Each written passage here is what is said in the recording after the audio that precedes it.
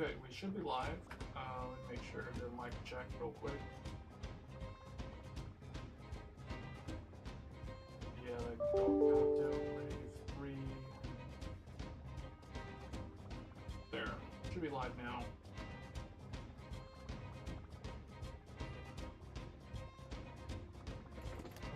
I don't want to be too loud. Alright, I think we're good. Okay, so got a couple of things to talk about on this stream. If you guys didn't notice in the description of the video, I guess maybe I should put the Discord link in the thing. There are people in there right now. Anyway. Okay.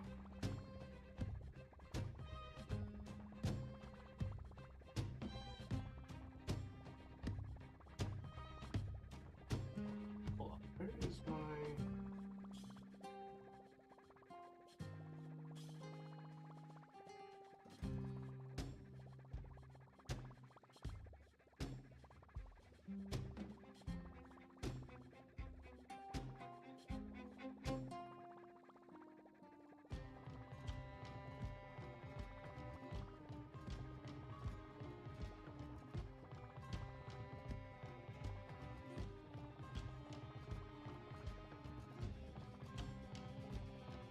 Okay, I think this...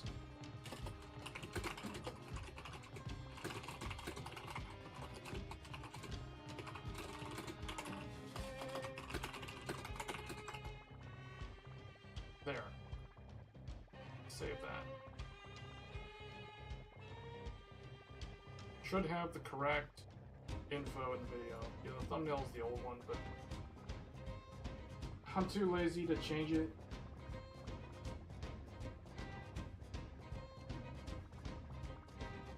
So we'll just go with that. Let me see, like, oh. There.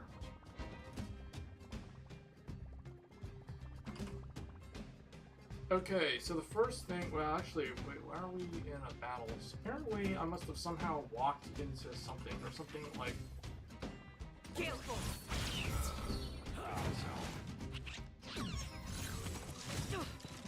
The wind is rising. From the boat. So I wanted to talk about the 4060 Ti. Perhaps you skimmed The 16GB card is coming out, I think, next week. There's no review criteria, so let's actually dive into it here. Bring up the first article. So, there's no official review program for this upcoming GPU. Well, let me finish this, or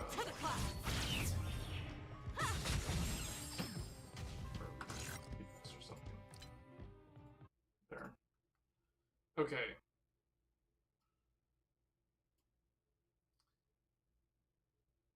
Okay, so there's no... NVIDIA is reported to be taking a hands-off approach prior to the launch of its 4060 Ti. Did I say 4060 in the description? Yeah, okay. 4060 Ti. So this card is kind of a skip if you have a 3060 Ti or a 3060 12GB even. I don't think that this is worthy of spending $500 on. Where this card kind of makes sense is if you're on a budget for AI workloads. So if you're doing anything with CUDA on the prosumer consumer level and you are under a strict budget, I do kind of think that the 4060 Ti 16GB edition for $500 might make sense. In my opinion, I think that's the only use case that I can think of where I could see someone spending $500 for a 60 Ti class card from NVIDIA, but that's really the only one that makes sense. I would not buy this for gaming. It's going to be too underpowered. It's too small in terms of the memory bus width. The chip that's on here for $500, it's totally not worth it for gaming. There are much better options from NVIDIA and AMD, especially AMD right now, which you might talk about that a little bit later. But right now, the 4060 Ti 16 gigabyte edition, so there's probably not going to be any reviews. I assume, Gamers Nexus or somebody's probably going to source one from one of the AIBs, so they'll have review content. But don't expect the results on this card to be anything significantly different from the existing 4060 Ti. I don't think it's going to be worth it. So if someone was waiting for this card for the last 2 months, they're going to be disappointed because it's not really going to be any faster than the 4060 Ti. Where it'll actually do better is minimum FPS when you're in a VRAM limited scenario. So if you're at like 1440p or 4K, but realistically, if you're thinking about 4K and you're looking at this card because it has 16 gigabytes and the idea is you want to game at 4K, newsflash, this card's just not going to be powerful enough to drive games at 4K. Regardless of what somebody tells you with, DLSS 3 and that sort of thing. Frame generation is cool, but it's limited to a select few games at this point, and the card's just not designed to handle 4K, even though it has 16 gigabytes of VRAM. So that's kind of what I have to say on there. It's no surprise that NVIDIA's not going to provide review samples, nor are most of the AIB partners, because most of them probably don't even have these. I assume at launch, there'll probably be an MSI, I almost said EVGA, but MSI and Asus will probably have their own models. I don't know who else would have one. Maybe PNY, but I don't think they'll have one at launch. They'll probably have one later. And there is no official NVIDIA reference card, so you can't go to Best Buy and get one of these when they're first available. So that's kind of a bummer. But in terms of AI workloads, I do think that this card is, for 16 gigabytes, it is pretty decent. It's faster than the Intel A770. It's faster than the AMD RDNA 2 cards, because the RDNA 2 cards still need a lot of support from the programmer, from the software side on the back end to optimize these. But so right now, like, if you don't want to go NVIDIA and you want to do something with AI, typically the most simple example I can give you is like Stable Diffusion. So if you're going to do Stable Diffusion workloads on the cheap, the AMD cards, well, on the cheap, we're talking like 20 gigabyte, 24 gigabyte cards. The 7900 XT is looking pretty good in terms of what you can actually get in terms of the price. So just looking at this, $750 for a 20 gigabyte card for AI workloads is pretty good. Now, obviously, not depending on your workload, not all AI algorithms right now are CUDA independent. There are a few of them. You can do Stable Diffusion without a CUDA GPU.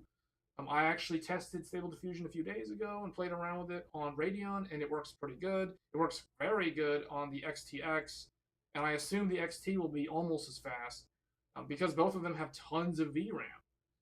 And that's looking pretty good.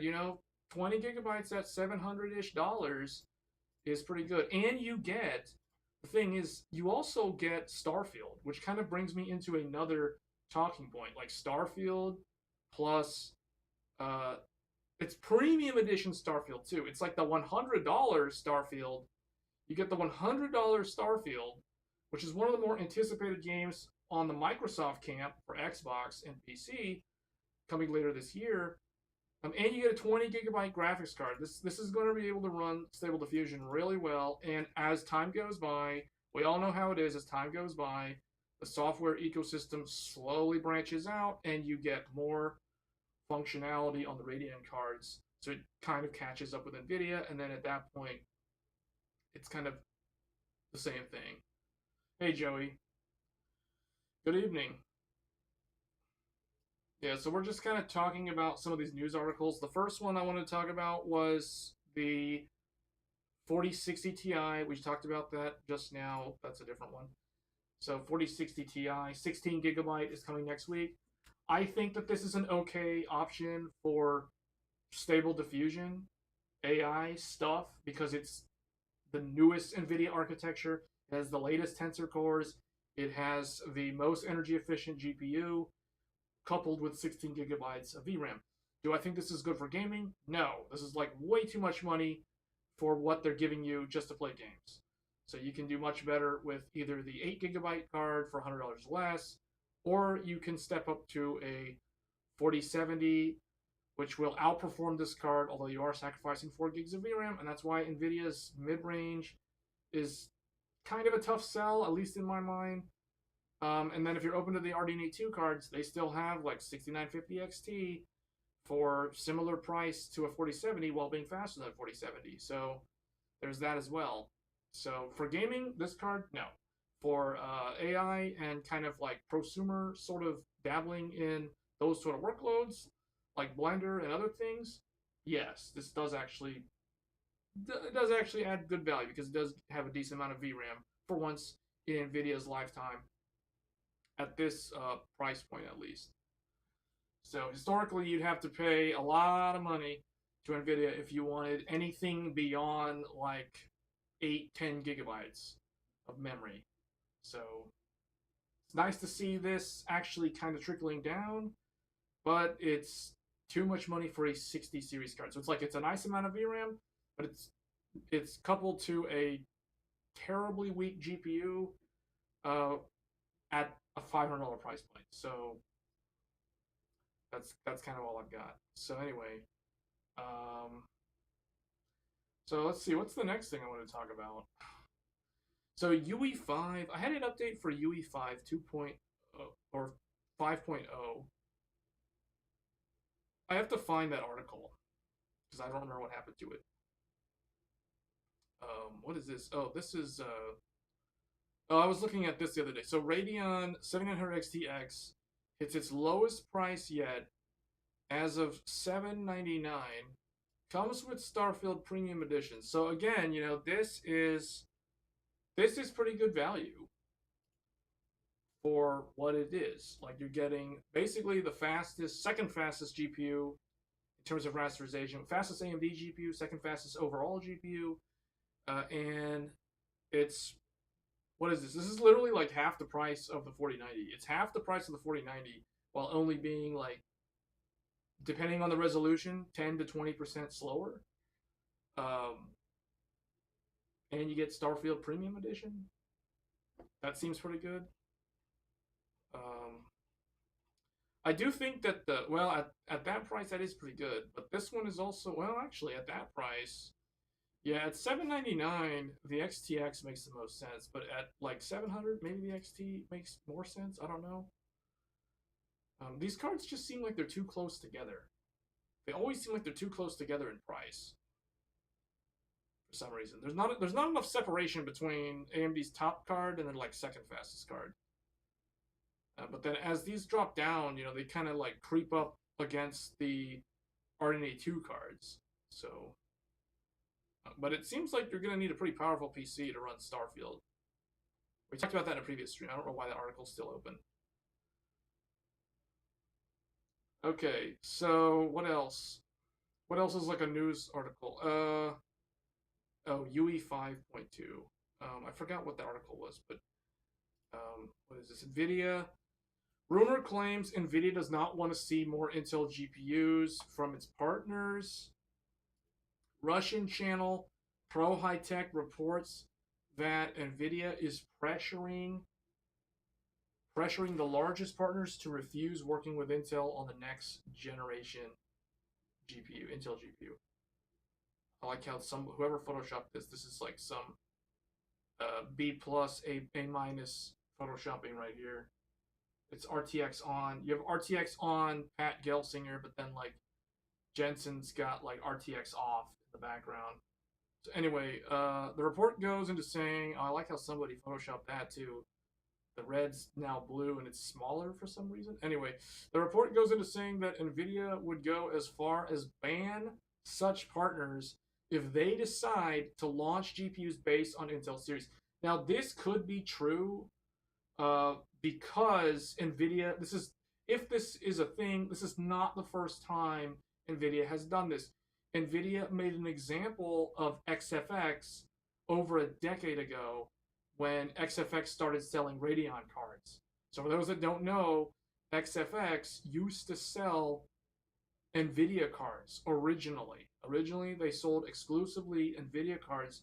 Then they started selling Radeon cards back around like 2008, somewhere around there. And then NVIDIA was like, no, why you do this? And then they're like, you can't do it anymore.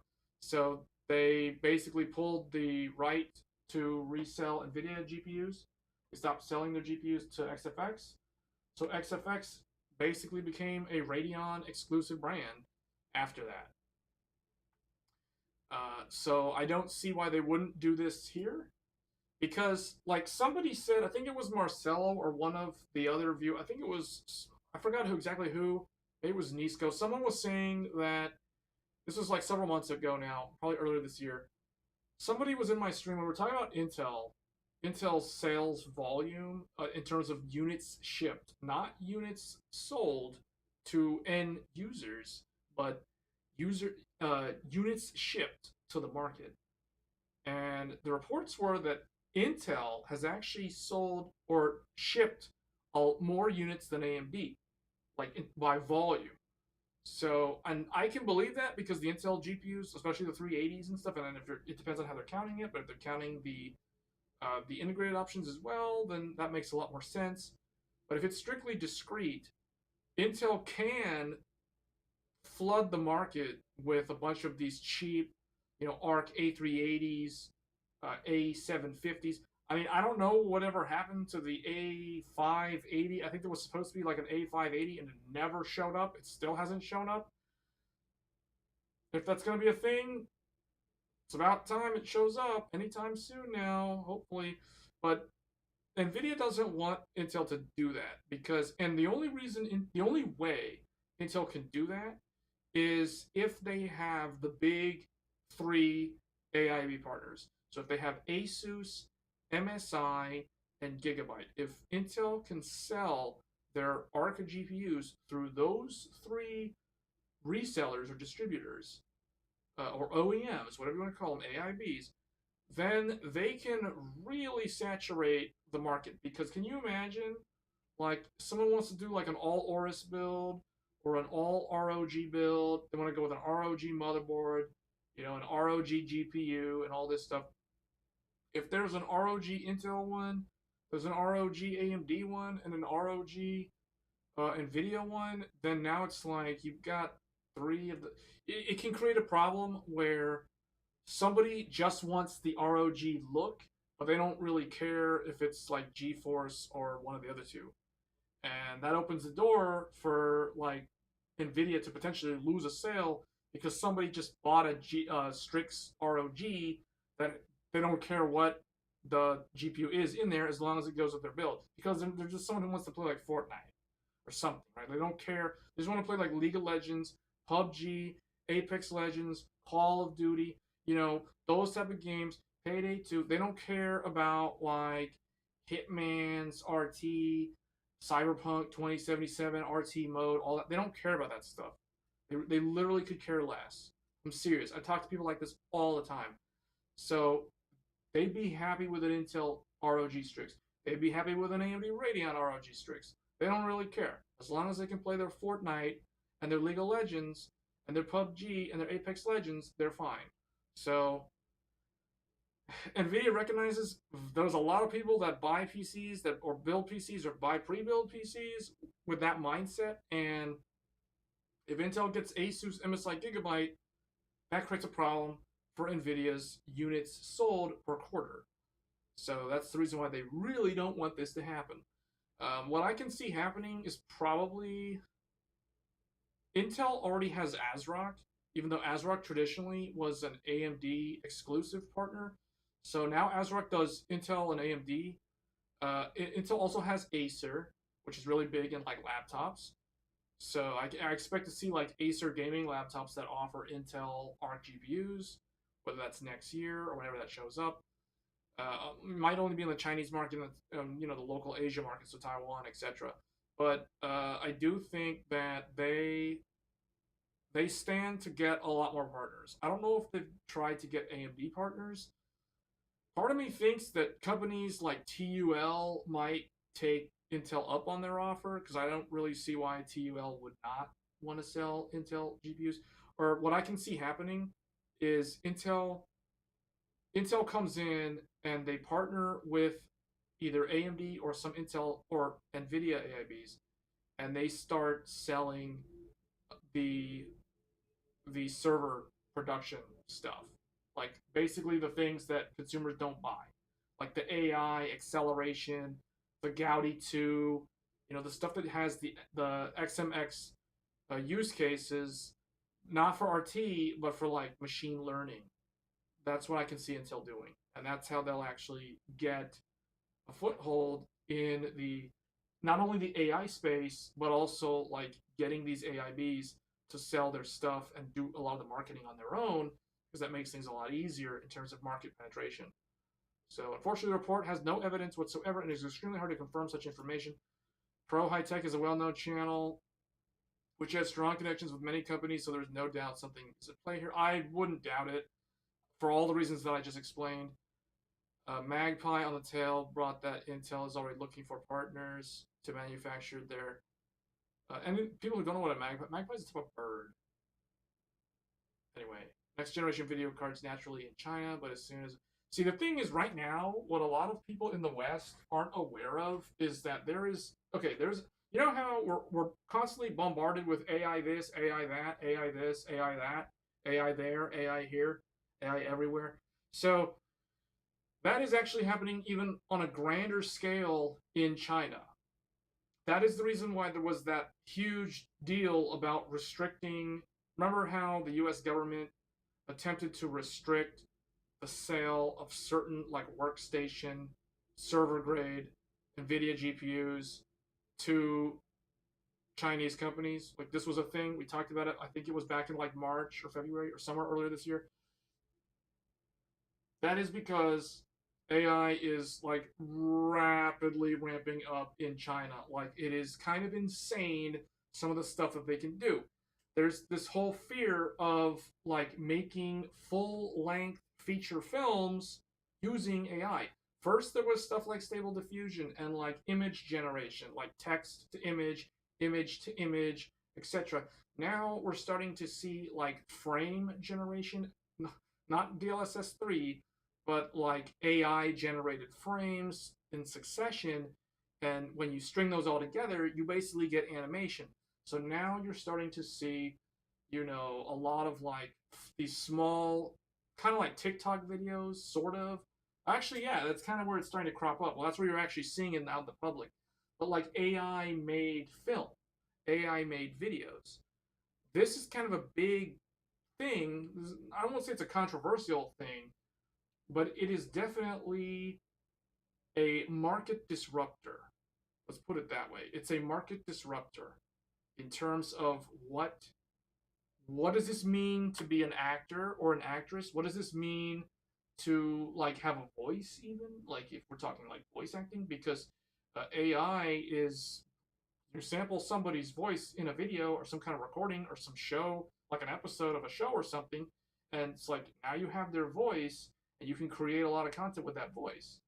So, obviously there was the whole thing about like, what does this mean for artists? Like an artist, how are they going to make money if someone can just go and just use Stable Diffusion to generate like thousands of images until they pick the ones that they want? They can do this in like, a couple of hours.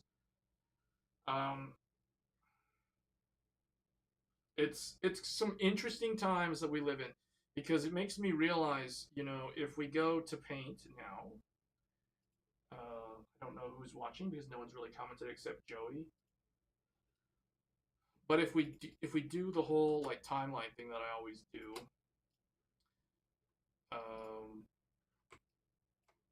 wait, whoops. Well, you know what? I'm just gonna draw it like this. So let's just say 2020, 2021, 2022, 23, 2024, 25. Let's do all the way to 26. So 2020, just make this go all the way out. I'll act, 21, 22, 23, 24. Why do I keep double tapping this? 25 and 26. So 20, 26. So we're here. We're actually on the middle of this. Like we're like right here in the middle, starting the second half of the year. That's where we are today. If we're talking about NVIDIA, and to a lesser extent AMD. Like we're just gonna do NVIDIA in green. So in 2020, NVIDIA launched RTX 30, and you couldn't get one. It was basically scalped constantly.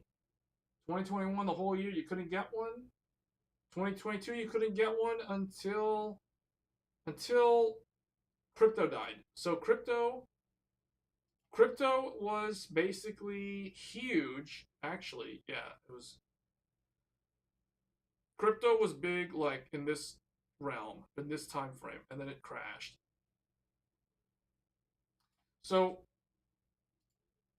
the thing with NVIDIA, though, is NVIDIA, right as crypto died off, AI basically exploded. So now you have a new demand for NVIDIA's GPUs on the professional side, the workstation side, but also in the consumer side. So a lot of people are thinking like, oh, 4090, I'm just going to get a 4090 because it's like the best gaming GPU. Well, a lot of people are actually buying the 4090 not because of it to use it for games. They're actually using it because it has 24 gigabytes of VRAM. You can run it with a lot of these AI CUDA accelerated programs. These programs, these algorithms that can actually tap into the tensor cores on the silicon and actually make use of them in a way that's more valuable to a lot of people than just to turn on RTX. So that's the reason why NVIDIA is in the $1 trillion club. I don't really see this AI thing. A lot of people are saying, oh, it's not going to match anything, it's going to crash. I don't think it's sustainable forever, obviously, as all things are in the business cycle, but I do think that it is not at the top of the hill just yet. So we're about here. NVIDIA is kind of there. Meanwhile, we have AMD, who is kind of the... I don't want to call them the fast second because they're not really... They're like the... They're the... Well, they're the second, but they're not necessarily fast. And they're not really the biggest threat. So, but the thing is, they are kind of here. Like, during crypto, they were also near impossible to get their GPUs. Then Ethereum died. Then basically now AMD stuff is also kind of in demand again. But not nearly as much as NVIDIA. Then when you have Intel. Intel, let's just use this color. Intel had they had their GPUs last year, basically here. And there's not a lot of demand for them for like AI. The problem is Intel actually has very good, they've got very good hardware. There's actually very good hardware in their GPUs, like for AI. A lot of people don't really know that, and Intel knows it, but the developers don't really seem to pay attention to them. So that's the reason why they don't actually, it's not really doing much, if that makes sense. So you have up here, you have NVDA, you have AMD, you have INTC. That makes sense? In terms of GPUs, we're looking at GPUs. Now, what do I think is going to happen in the next couple of years for NVIDIA? It's going to go up. It's going to go up, and it's going to start going down again. Then, as we get closer to 2025, it's going to go up again because the 50 series comes out. And then AMD, what's going to happen to them, they're just going to kind of like stay like this. They kind of trend in the same direction as NVIDIA, but at a lower value in terms of like the company's valuation, their stock price. It all kind of mimics NVIDIA to some degree, but on a much smaller scale, if that makes sense. And you see that also with like the demand for their GPUs. The NVIDIA GPUs will sell, the AMD GPUs will also sell, but they'll sell at a slower rate. So then when RDNA 3 or RDNA 4 comes out, there'll be high demand, and it will also kind of trend like that. Now, that leaves the last one. INTC, what's going to happen to them? Because everybody knows right now, Intel is struggling. You don't believe me? Go look at their stock price and compare it to AMD's stock price, and then go look at NVIDIA's stock price. And then you'll understand what I'm talking about. So, what do I expect to have in Intel? They're just going to kind of stay flat pretty much all the rest of this year. And then sometime in the second half of next year, just like those two, they'll launch their Battle Mage, and I don't really know what's going to happen. So I'm just going to put a question mark, because I really don't know what's going to happen. Anyone in the chat wants to speculate on what they think is going to happen to Intel's GPUs, feel free to leave a comment and start some discussion. But this is basically where I see this going because of AI. Now, the thing that can really ruin this for the gamers out there, which is pretty much most of my audience, what's going to happen with crypto? That is the question that everybody should have on their mind, because we're in the midst of like demand for NVIDIA GPUs when it comes to AI workloads. So the reason why NVIDIA can continue to charge a premium, and now they can justify an even higher premium for the next generation if they wanted to, and people still buy it, is because there's a demand for these AI content creation, business use case scenarios, whatever, that don't actually need the professional drivers. They don't actually need quadros anymore. It's all opened up now. And until we start seeing some kind of products that companies, startups try to monetize in terms of utilizing AI as a actual viable commodity, it's going to be the Wild West. Your guess is as good as mine in terms of what's going to happen with AI in the next 2 years. Now, what can ruin all of this for the gamers who just want to be able to get a new graphics card and play games sometime next year, because they're probably skipping this generation, well, the worst thing that could possibly happen is the return of cryptocurrency in the form of like backing up the value of NFTs. I'm not someone who's all big into NFTs, just full disclosure. However, there's probably going to be somebody out there that has a crazy idea of combining AI user-generated content with NFTs, or some way to sell it and pay for it using crypto and all this stuff. Something like that's going to probably crop up within the next 2 years, I'm sure. I wouldn't be surprised. So I'm just throwing that out there so that people can kind of set expectations, because if you wait around because you want to skip the 40 series and you want to skip AMD's RDNA 3, or you're still kind of waiting for the rest of RDNA 3, because there's literally only the cheapest AMD RDNA 3 7600, and there's the expensive ones that are like, around $1,000, and the other one around $800. So there's like nothing in between in terms of RDNA 3. So if you're either waiting for that stuff, or you're on like 30 series, or you're already on like a 6000 series GPU, meaning you don't have to upgrade this generation, you can wait this one out and skip till the next generation. So the question or the concern that should be on your mind is, will you actually be able to upgrade? Because crypto might rear its ugly head again and bring us right back into that cycle. Because it is 2024 is that year. If it's going to happen, it's going to start happening in the second half of 2024, and it's going to go through 2025, through 2026, and crash around the end of 2026.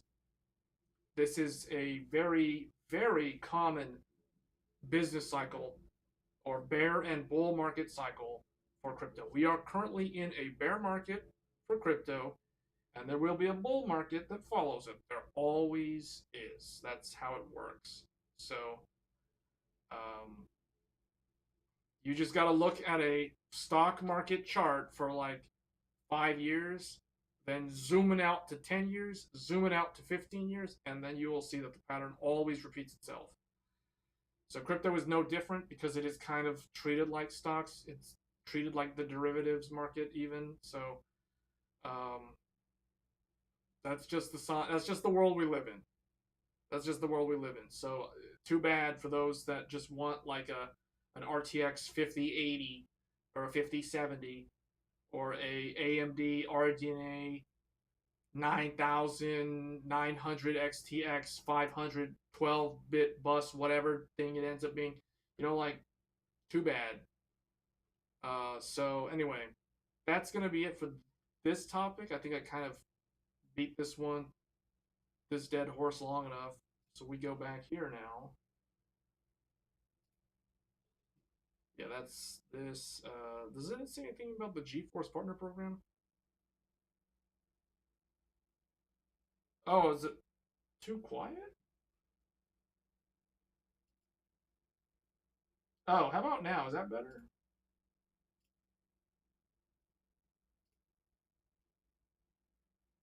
Is that better?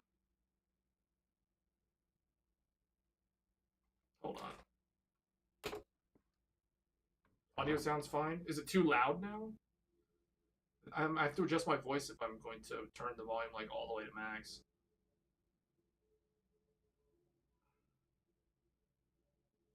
Audio sounds fine.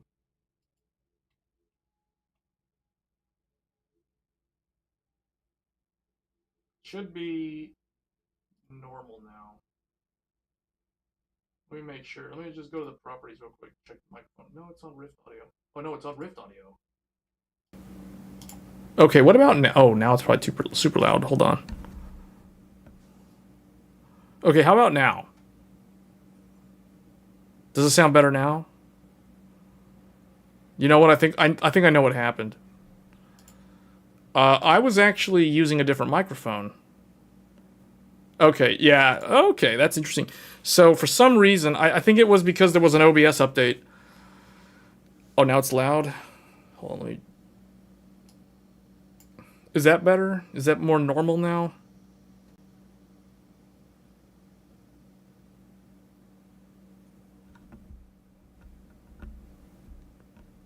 How is it now? It was on a different microphone. That's the reason why it was so quiet earlier. There's the slightest bad ground on now. Oh, is it like too much reverb?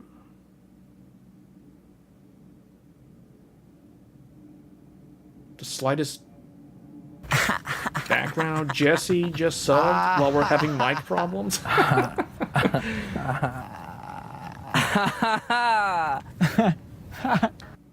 Thanks for the sub. There's the slightest background hum now.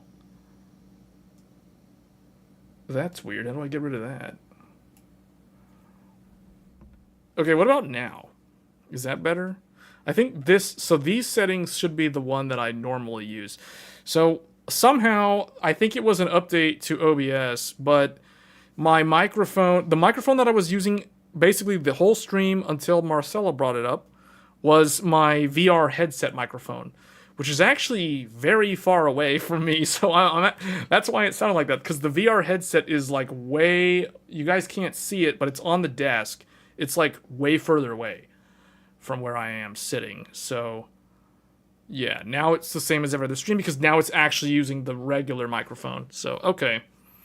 So, well, that just basically ruined the first part of that stream, that whole entire talking point.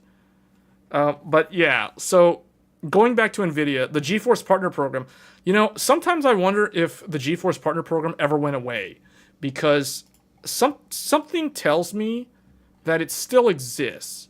Because if we look at it's just not out in the public. Because if we try to find, for example, an Asus ROG Strix, the premium Asus graphics cards, I can't find a Asus ROG Strix 7900 XTX. I don't know if those exist. Let's do Asus here. I know Asus has the TUF, but let's do XTX, because that's the flagship.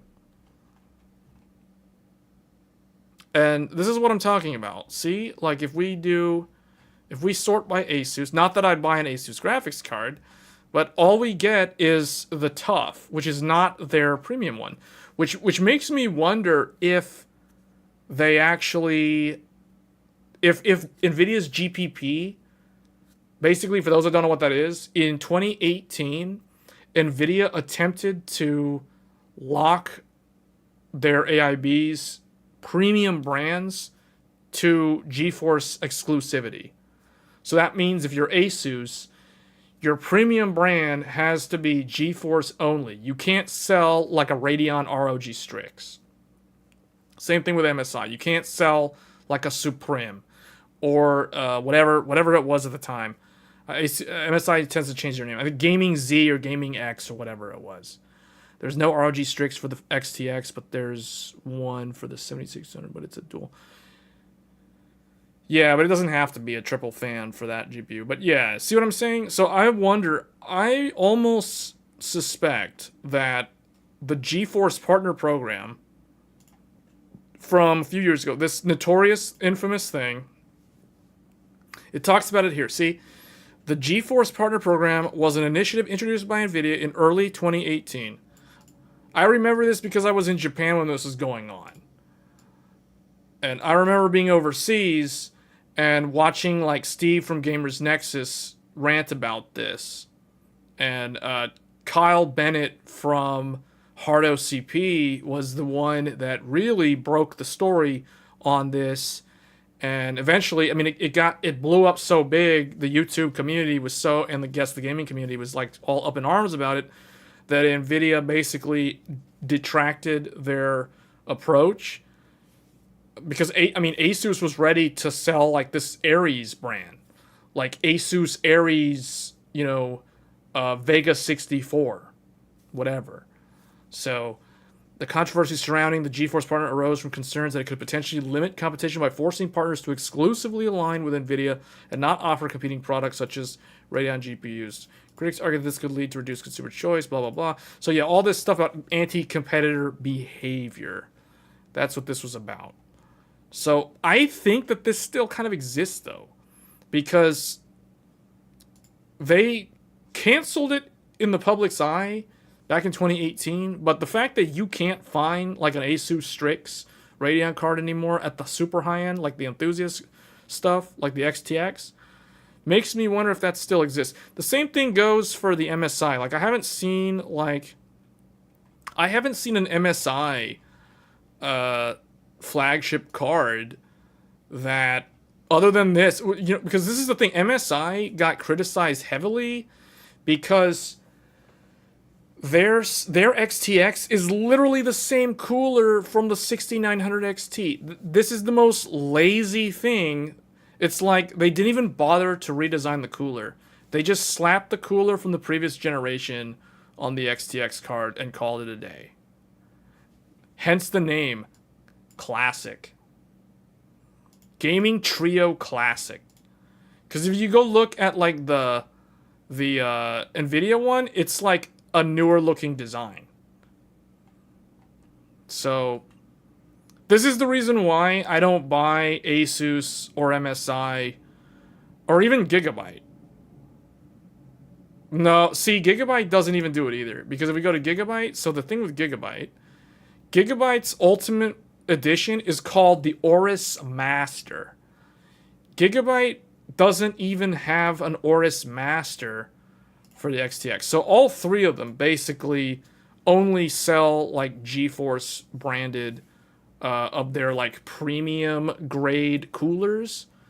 So yeah, I mean, it's like, this is one of the reasons why I don't buy from any of those three at all when it comes to buying a GPU. Like I said in a previous stream, guys, like if I was going to get like an RTX 4090, wait, what happened? They're all gone. RTX 4090, are they all sold out? What is this? Newegg literally doesn't have any? RTX 4080?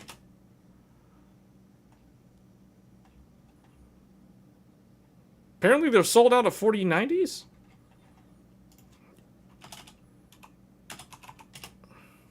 Wow, they're sold out of 4090s. You can't find them. Not on Newegg. Well, anyway, if I was gonna get one, it would have to be PNY or Zotac. Like that. Where is Zotac? Like, what's going on here? Why are these cards not showing up?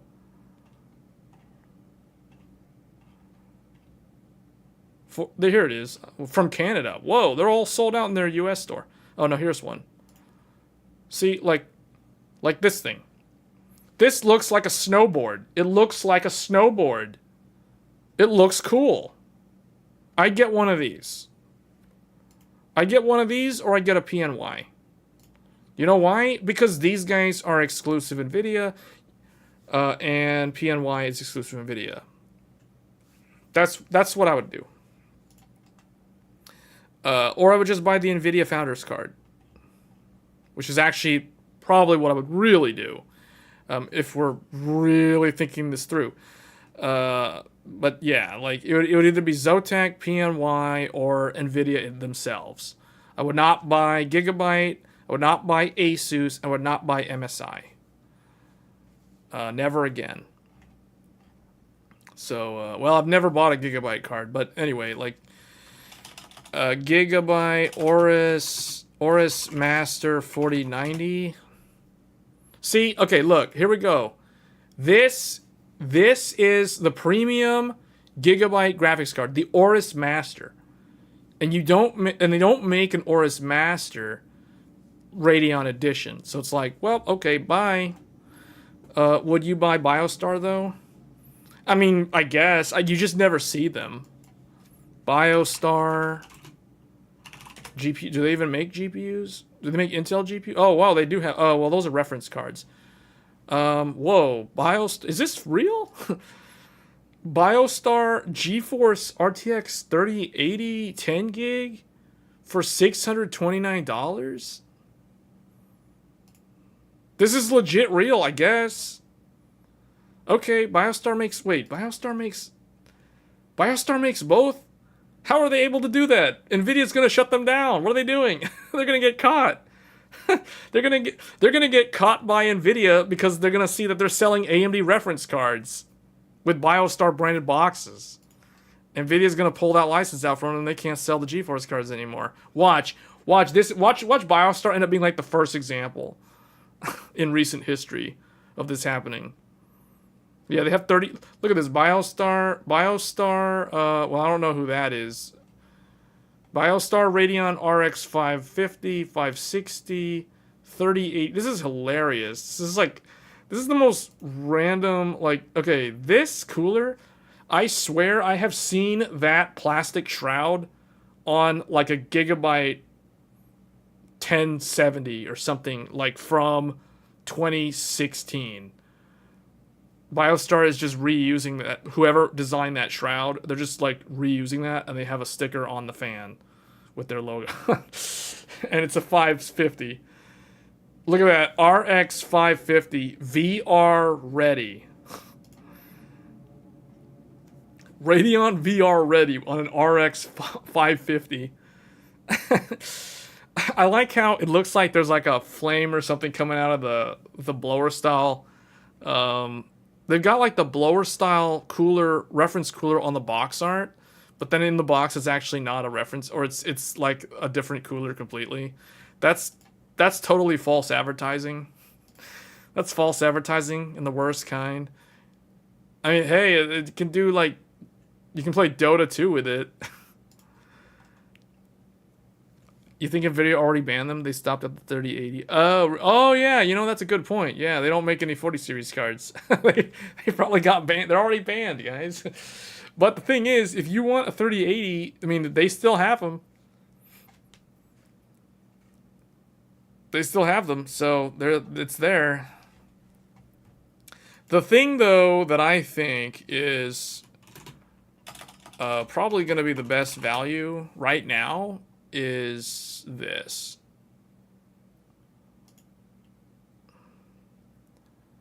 This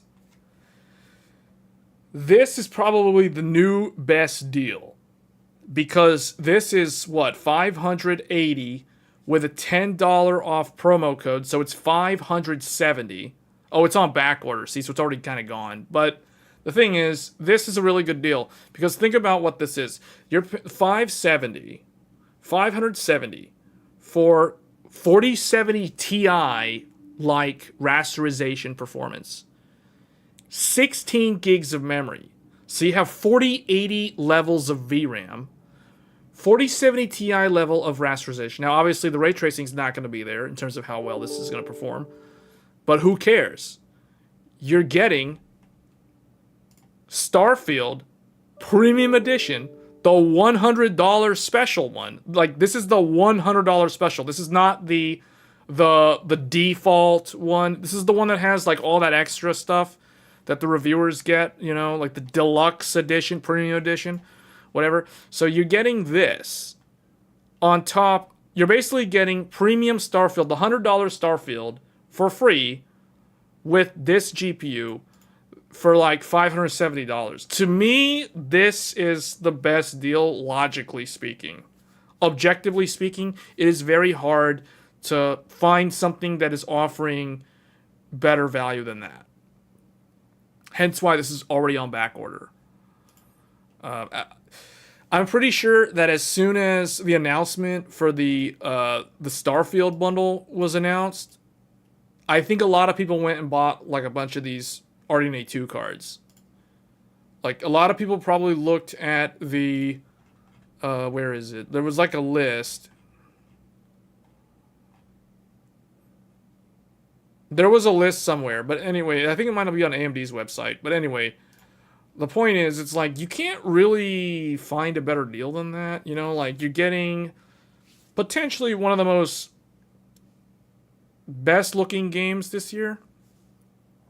You know, assuming that it's if you filter out the potential for lots of day one defects and bugs and all kinds of issues, this game's probably like the next Cyberpunk 2077 game in terms of graphical fidelity, next generation visuals, etc., all that kind of stuff. The amount of video memory that's going to be required is going to be insane for 4K resolution. You're probably going to have to rely on like FSR2 or something. But yeah, like this right here, $570 with Premium Edition Starfield is probably the best deal. Hey, Nisco. Yeah, I don't know how much you heard of that, but we were talking about 4060 Ti $500 edition, which is 16 gigabyte edition, and how that's such a bad value compared to something like this. If it comes out, wait, where at least you didn't pay for the game. Yeah, exactly, right? Exactly. If it's loaded with bugs and it doesn't run properly on day one, like you gotta wait for like the Starfield day one patch or week 2 patch or whatever, at least you didn't pay for it. And at least you also got the $100 version of the game, like the premium edition on top of that. So yeah, I think that's oh, here it is. Okay, this is what I was looking for. I was looking for this chart. So, according to this chart,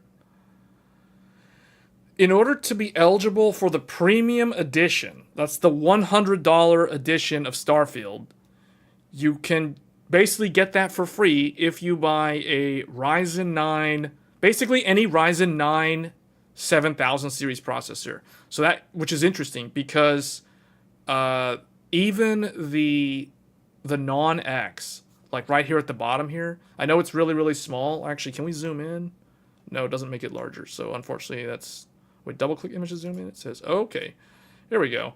So as you can see, to be eligible for the premium edition, you basically have to get a new AM5 Ryzen 9. Or any of these Radeon cards. So I kind of think the easier path, if someone wants to get like the premium edition, hey EGM. Yeah, we're just going over like tech news for the week like we always do. There might be some gaming later on, but I think most of this is just going to be discussion. This is going to be a discussion format.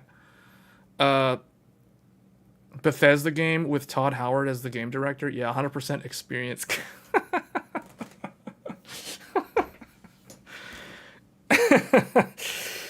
Well, the thing is, you know, like at least you didn't pay for it. And at least you got like an upgrade in the process. And then by the time it's fixed, it'll be an okay experience. But, you know, all joking aside, I do think Starfield is going to be one of the best looking games this year, regardless of how many issues and bugs with like AI not behaving correctly, quests not triggering at the right point, or, you know, timers not issuing correctly and things like that not working, you know what I'm saying? Or like weird graphical defects.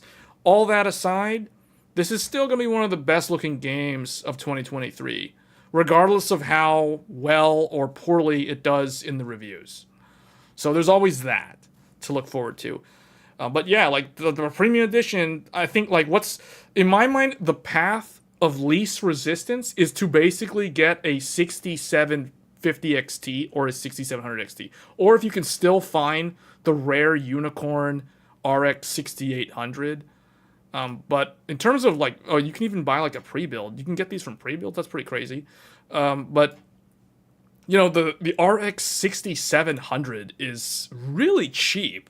So what's really surprising is the fact that the 6700 is what, like $300 right now? So it's like that's relatively cheap, and you're versus the 7600, which is like 270, 250. So it's like $50 more, but you're getting like the $100 version of the game. So I don't know, man. And this is a better card. One of the best looking game 2023. What fell? I had something fall on the ground.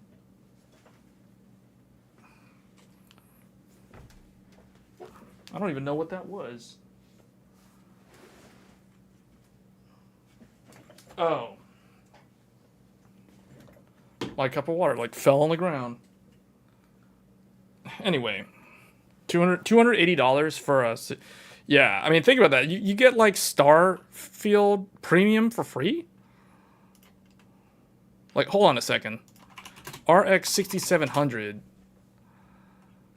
If they're still even around. Like, look at this. Okay, this one is this one's $279.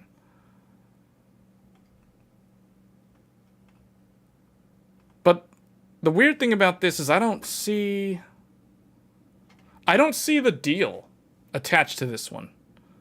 Oh, because this is not sold by Newegg. This is sold by the XFX official store.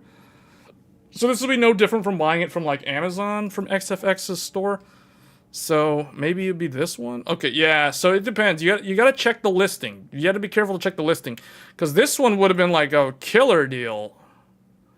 You're getting the 6700 for basically $280, and you're getting the $100 premium Starfield edition. Like, that to me would have been a steal. But this one's okay. This one has it.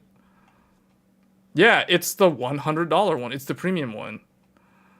For just that much. That's pretty good. Let's see. That one is the same one. It looks like, yeah, it looks like those two, the XFX Speedster, are the ones that have the deal. Like, I don't see, like, let's Sapphire. No, see, it has to be sold by Newegg, because these other ones are like third party. So if we do filter it out. So this one is sold by Newegg, but it doesn't have the deal for some reason. So you just have to check the listing. It's kind of weird, like, yeah, you know what, this makes me wonder, because these down here are the XT. So this is what, $330 versus $360, so $30 more for the 12 gig card.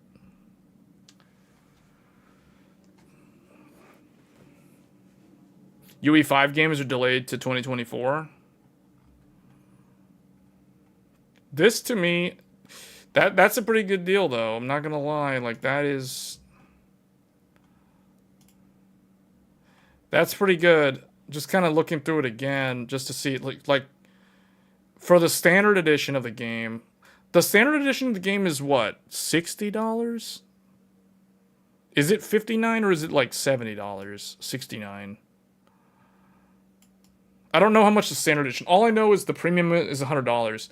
Because if I was gonna get the game, I'd end up getting the premium edition. Like, if I still end up getting the game, it would have to be the premium, which almost makes me want to buy like a one of these cheap, not the GPU. I'm thinking more of like one of those. Well, see, man, it's too bad. Like the thing that's kind of disappointing is, although it sort of makes sense from a product positioning standpoint, the 7800X3D.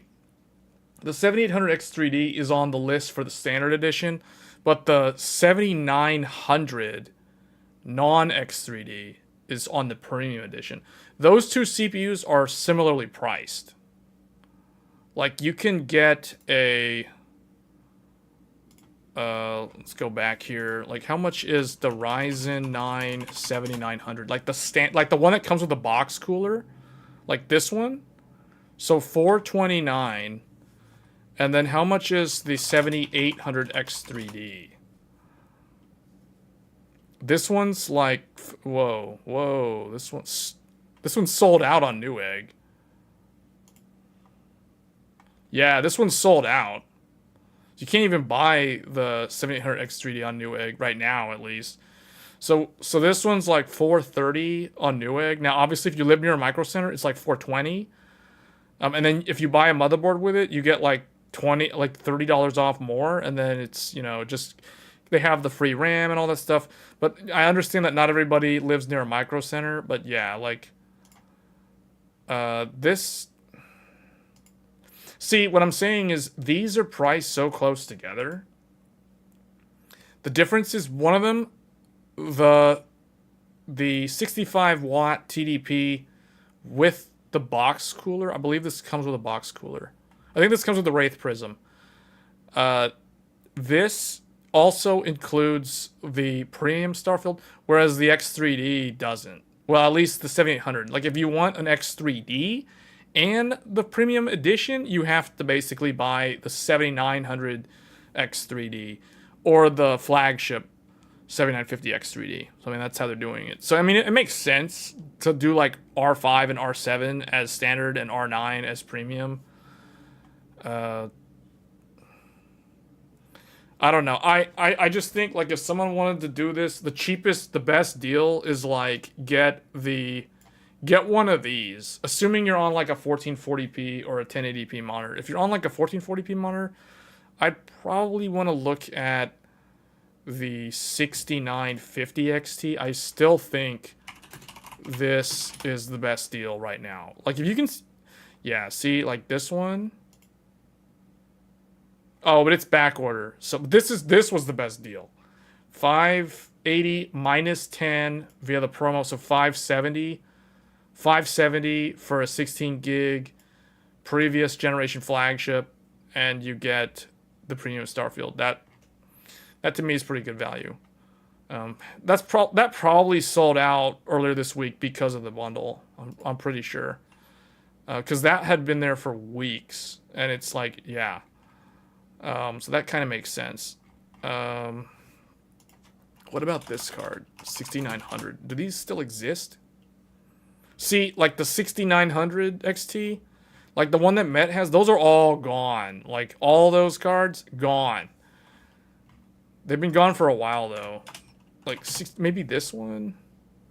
Okay, 6800 XT is still around. But see, the thing is, like, this is...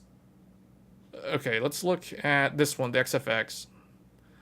This is 490. 490 for a 16 gig card with... This is actually pretty good value still. So this is a good one, too. Did Amazon Prime Day have it at Super GPU? I didn't look at it. I don't know. I didn't check the Amazon Prime specials. The thing is, Amazon usually, I don't know, like, a lot of Amazon GPU sales are direct from, like, for example, this says visit XFX store. So this would be no different from buying it from Amazon, potentially. It just depends on how like in this case, XFX, like, how are they stocking? Are they stocking it in an Amazon depot, or are they stocking it in like a Newegg depot? or if it's in another one like Digital River or some other third party that they're just using Amazon and Newegg to list the product for sale. But yeah, in terms of Amazon Prime Day deals, I don't know, because I feel like the 6950 XT is probably going to be the next one that sells out. I don't, like, AMD hasn't been building these GPUs for months. So at this point, everything that you guys see on Newegg and Amazon that's RDNA 2 is all, like, inventory that was probably built either Q1 of this year or these cards were probably manufactured at the end of last year. And they're just now selling through these. So that's the reality. So yeah. Once these are gone, once these go back order, that there'll probably be like one more batch from the depot, but then after that, these are going to be gone. So which I expect this to happen because we've been waiting for like a 7800 XT for a long time. And the reason why we haven't gotten one is because they have to sell through all of these first. But, you know, these aren't really any different from the 7800 XT, or at least the 6900 XT isn't. And that's completely gone now. So, once the 6950 is gone, that is the alarm bell that will basically signify that the 7800 XT is going to be incoming soon. Once these all go back order. And they're starting to go on back order, too.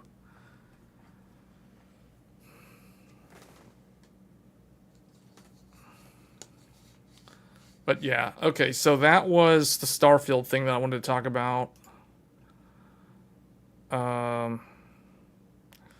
Let's talk about Raptor Lake, or I guess 14th generation. So, report claims that Intel Raptor Lake refresh is debuting in October. This is no surprise at all because Intel has to release a product annually. They have to do this.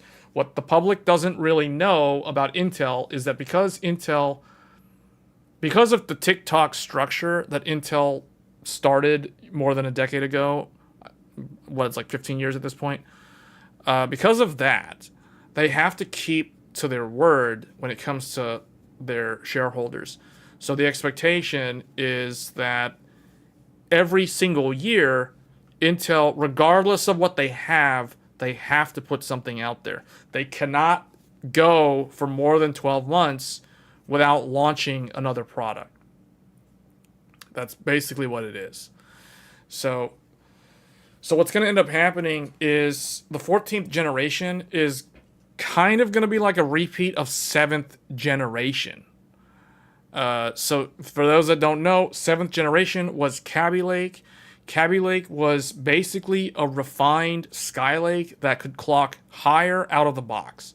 So that is exactly what this Raptor Lake refresh is going to be in terms of like 14700K. I don't know if they're going to call it something other than Raptor Lake because Intel has done weird things in the past where they had, like, for example, if we bring up Paint again, let's bring up my Paint chart here. Okay. For those that missed this part of the stream, this was talking about the stock prices and what could potentially destroy gamers' lives next year because crypto might rear its ugly head again in the second half of next year because it is on its way. You guys, has everybody in the chat seen the movie Interstellar? You guys remember that movie Interstellar with the Miller's Planet? You guys remember Miller's Planet? Remember Miller's Planet, the water planet? They go down to that water planet to find that dude who was like, his name was Miller, and he like had a probe or something that they had to collect. Remember that water planet? So basically, yeah, the water planet is basically what's representing cryptocurrency waves. So if you guys remember in the water planet, there was that part in the movie where he was like, there was that famous scene where, yeah, those robots were pretty awesome. Props to those robots. Case and whatever the name of the other robot was, those robots were awesome. Anyway, we're getting so distracted now. Anyway, on Miller's Planet, there was a gravitational force that would basically cycle around the planet every whatever a day was on the Miller's planet. You know, obviously it was more than 24 hours because when they were down there, that was like 21 years or something in like Earth years. But basically, there was a gravitational force field because of the black hole. Actually, there was a black hole that would cause a gravitational pull on the planet, so it would pull outward, and this is basically like cycling around the planet. Does that make sense? So because the planet is rotating, right, it's going through this gravitational field that's being emitted on it, kind of like tidal forces. Think of like the high tide, low tide, but these are extreme because the gravitational force on the black hole is so high. So basically what I'm trying to compare this to is the crypto wave. So you guys see up here, I've drawn the crypto waves. So the last crypto wave is like the gravitational force field coming in back in 2020. The crypto wave came in, and that's why no one could buy 3080s and all those other Ampere cards, and even the AMD cards. TARS. Oh yeah, TARS was the name of the other one. TARS was one of the 4 former U.S. Marine Corps. Robots along with Plex, Case, and featured in the Interstellar universe. That's cool. Yeah, I remember the name now, but Case is the one that I remember the name for some reason. But yeah, crypto's kind of like those tidal forces on Miller's planet. So we have been kind of in the low tide. We're in the low tide right now. We're in this period, the low tide. But the high tide's coming. Just you wait. Someone is going to come up with some crazy idea to like sell NFTs using stable diffusion generated images or film or whatever, and they're going to tie that to crypto somehow, somewhere. There's going to get enough they're somehow going to get enough hype, and it's going to take off, and it's going to balloon the whole thing up because like I was saying earlier, the GPU manufacturers, especially Nvidia, they have no idea. I guess the general public has no idea how lucky these companies are because they rode the tidal wave, the crypto wave of 2020 up till it died off in 2022. They rode out that whole wave. That giant cash cow just came through like a storm. And they just basically sold so much Ampere, they sold so much RDNA2, etc. Mobile chips, all this stuff. Remember, guys, people were trying to like mine Ethereum on Ryzen laptops. Remember that? That was actually a thing. And CPU mining. People were trying to do CPU mining. They would buy the cheap Intel boards to put like 8 GPUs in them, and then they'd buy like the cheap AMD boards to mine using like Ryzen 5950X. And 3950X. It was ridiculous. Anyway, we're past all that right now, but the thing is, that's going to come back. It's going to come back. It always does. There was a crypto wave back in 2014, 15. And then there was another one in end of 2016, 2017, and then it crashed in like 2018. So those are the first 2 crypto waves. The third crypto wave was the one that we just came out of last year. And then the fourth crypto wave is basically going to be sometime in the second half of 2024. So basically a year from now is when we're going to start catching these kind of like hints at another crypto wave coming. So I don't know what it's going to be because obviously Ethereum isn't what it is anymore. But yeah, that's where we're headed. So rough seas ahead, like, you know, about 14, 16, 18 months from now.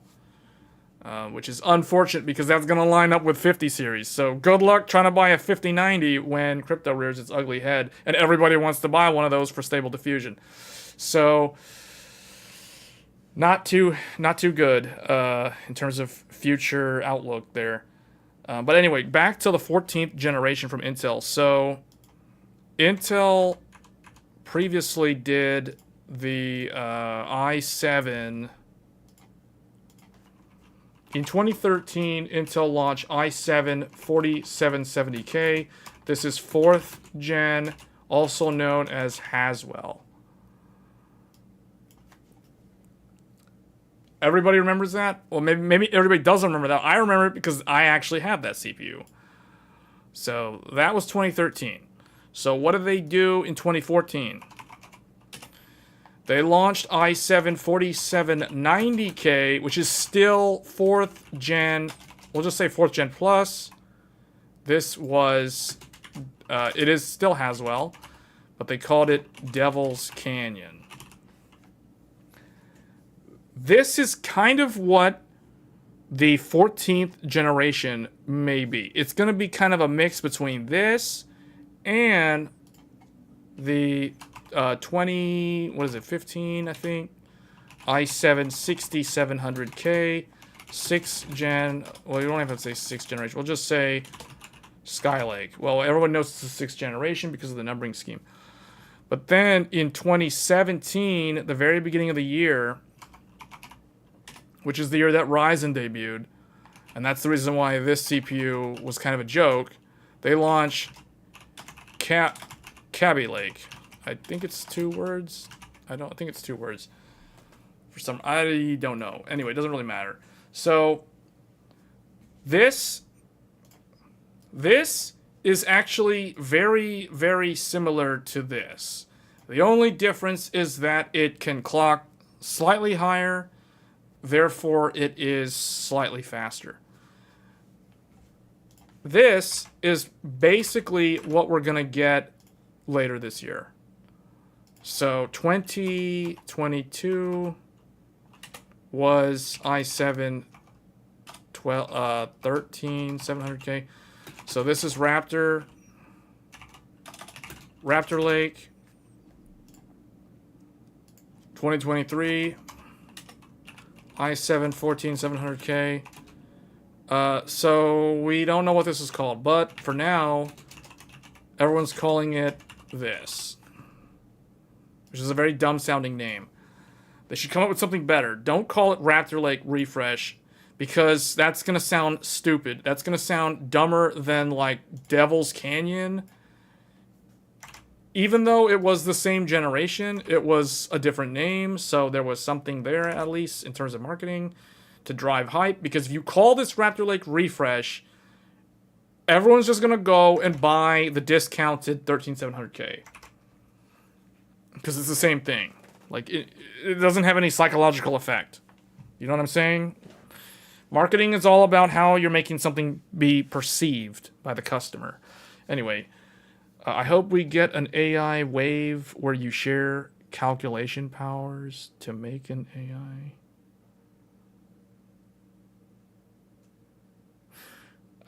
Well, we are kind of already in an AI wave. So you're going to have to expand a little bit on that. Because this is what I was hinting at earlier on. The fact that AMD and NVIDIA, but mostly NVIDIA, these companies are extremely lucky because they are in a position where they're basically in the same position that the .com companies like Google and Yahoo and Microsoft were in at the turn of the century. Back in like 1999, 2000, the .com, that whole thing, they're kind of like that right now. Because not only did they ride the wave of success from the previous crypto wave, but when crypto died and everybody thought that the GPU manufacturers would go way down in value and everything would get way more affordable, guess what came and lifted them back up again? AI. AI this, AI that, AI there, AI here, AI everywhere. Bam. They took off. Stock price of NVIDIA went way up. Last year, they did a 4-for-1 split. Now their stock is already on its way back up to where it was before the split. So, and it's all because of the AI hype. Because here's the thing. It is much, much harder to convince the average investor to buy into Ethereum, into the success of Ethereum, because there is so much volatility in how that works. And there's really no government backing it. Does that make sense? So the crypto stuff was kind of like, it was like a huge hedged bet by NVIDIA and others that were supplying these GPUs during the crypto craze. However, AI is much, much easier to convince investors to basically invest in your company if you have some AI hardware, silicon, whatever, as long as you can prove that the solution is actually creating some kind of tangible value, and it's pretty obvious that we are seeing this. You know, all this stuff, Chat GPT, Stable Diffusion, all these, like, now people are starting to make movies with AI. Like, this kind of stuff is in your face, you know, real world, obvious things that are disruptive to technology, disruptive to various industries, disruptive to the movie industry, disruptive to artists, disruptive to potentially even programmers, because now you can have, you know, AI write you an entire program that typically probably had to take you 2 weeks to brainstorm how to actually do it, and then piece a bunch of code from various sources together, modify it, make it work, and then do all the debugging. But now you can have an AI program like ChatGPT just write you a config for something, or a Python script that does this or that or whatever. So think about how disruptive that is. That's very disruptive. Far more disruptive than crypto. And far more, like, visually obvious. And way more useful than, like, NFTs. Just saying. You mean it is as in the AI becomes sentient and we dominate more calculation? Or we donate more calculation powers? See, that depending on where you're going with that, that can be extremely dangerous. But that's kind of like the opponents of AI. That's their argument, though, is that by making it more and more capable of passing a Turing test, now you're kind of setting up the human race for failure, because how can you compete with AI? Like, do you guys know years ago, I forgot the best StarCraft 2 player. Do you guys remember StarCraft 2? Google made a AI, I forgot the name, I can't remember the name. Google made an AI that became, that basically beat the world's best SC2 player. You guys remember this? That's kind of scary, because think about it.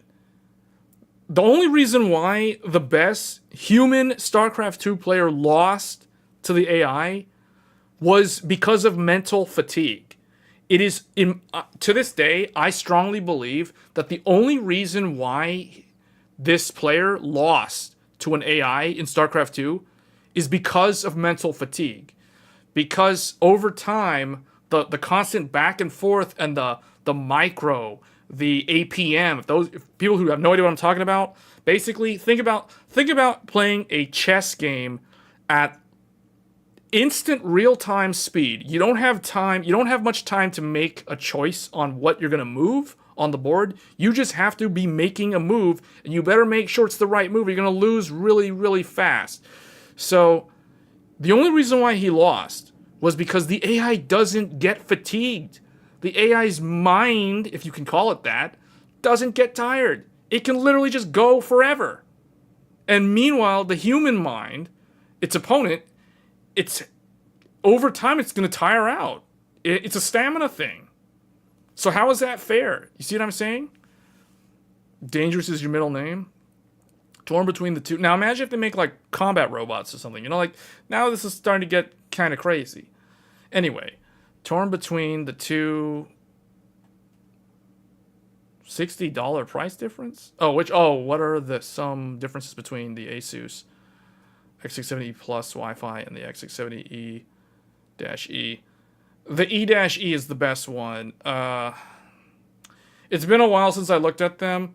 All I know is the E-E gives you the right PCIe slot allocation. You can add Thunderbolt to it, although I think you can also add Thunderbolt to the other one. I'm not 100% sure on that, but I think you can. although I don't know.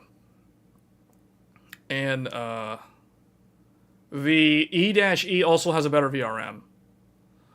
So there's multiple reasons.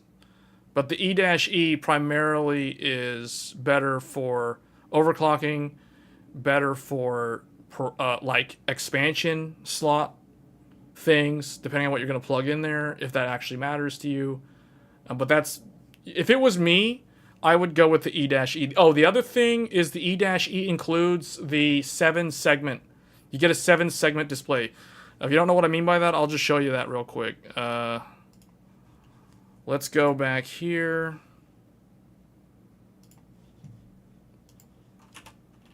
X670E-E from Asus. This. Yeah. I believe on this one, you get this. You get, see where it says 8.8? You get the postcode debug on the E-E. I don't think you get that on the Plus. The other thing that you get is you get an X4 down here, and depending on how this is wired, this is either an 8, this is either an X8 that takes lanes from the top one, or this is an X4 and that's like an X2 or an X1 or something. But in any case, you get an X4, and I think you can also add Thunderbolt on here. I just have to, right there, see down there? It's kind of hard to see, but this thing right here is it says TB header. This is a Thunderbolt header. So you can run Thunderbolt on this AMD Ryzen motherboard. I already have a video on how to do that with a Gigabyte motherboard. But yeah, this one, so for those that don't know, this one is more similar to the Gigabyte Aorus Master X670E in terms of the feature set. Let me see. Yeah, it doesn't have the Thunderbolt because that's why. The way you can tell if you have Thunderbolt out of the box is you look for the USB 4 ports on the back. If you don't have USB 4 ports on the back of your motherboard, you do not have Thunderbolt or USB 4 on the motherboard. And that doesn't mean that you don't have access to it. It says, it literally shows it right here. One Thunderbolt header. So you can add Thunderbolt. You know, some people don't understand like the advantage of these things. Let's just say, like, if you ever want to dabble into any sort of like content creation or live streaming or production, any kind of stuff like that, these features that I'm talking about make a lot of sense, and they provide a lot of value. Yeah, USB 4 is 40 gigabits. So if you don't have 40 gig on the back, then that means you would have to add that with Thunderbolt, which means you have to plug it in to a PCIe slot that takes 4 lanes. Now, if we go look at the other motherboard, this was the X670E Plus, I think. Wi-Fi, yeah, this one, the Tough. This one is, where is it? Well, there's an open box. Let's go look at the open box. Yeah, so the thing about this one, so right off the bat, you don't get a postcode debug, which in most cases doesn't matter. But if you do a lot of overclocking with memory, for example, like if you're trying to run your memory at like 6400 or 6600 at like the best timings possible, that could prove very valuable. Because oftentimes if you don't have that, you're just sitting in the dark hoping that it will actually post. So, and you'll have to wait for a long time because you won't know what it's doing. Like you'll get an LED that lights up in red that says it's like DRAM, but you have no idea what it's doing. At least with the postcode, you'll basically be able to tell, is it code 15 or is it stuck on like 0D, if that makes sense. So definitely helps with overclocking and debugging. That's why the postcode thing matters a lot. A lot of people don't really think about that, but that's one of the things. So this one, it looks like it's X4, and this is probably like X1. So it just kind of depends on the layout. This one's also going to only have 4 SATA. I think the other one had 6. So there are differences like that. This one doesn't have as much cooling on the heat sinks compared to the other one. Yeah, if it was me, I'd definitely get the E-E. The only time I ever buy like this budget type of board like this is if it was like a special bundle at Micro Center or something, and you were basically paying, you know, like 50. Basically, if you could get this for an extremely good deal, or if it gets bundled with the CPU, then this makes sense. Otherwise, I would opt for the other one. The Strix E-E has better VRM, better cooling, etc. And it just has a better layout in terms of what it can offer you. This one, I don't know if it can even do Thunderbolt. It might have it. I doubt it, though. Yeah, I don't see a TB4 header on this motherboard. So, yeah, no, definitely the E-E is the way to go. So this is what, this is open box. So if it's $65 difference, yeah, I'd get the E-E. I'd get this one. This one's mostly fully loaded. The only thing that this doesn't have that the Crosshair has, which would be the one above this one, is it doesn't have USB 4. You'd have to add it. That's basically the only thing that's missing. You saw Tech Power Up is hiring a motherboard. Yeah, I saw that article. What, you guys think I should do it? I don't know if I want to be a motherboard reviewer, though. I mean, I don't know. That would be like a second job. Or a third job.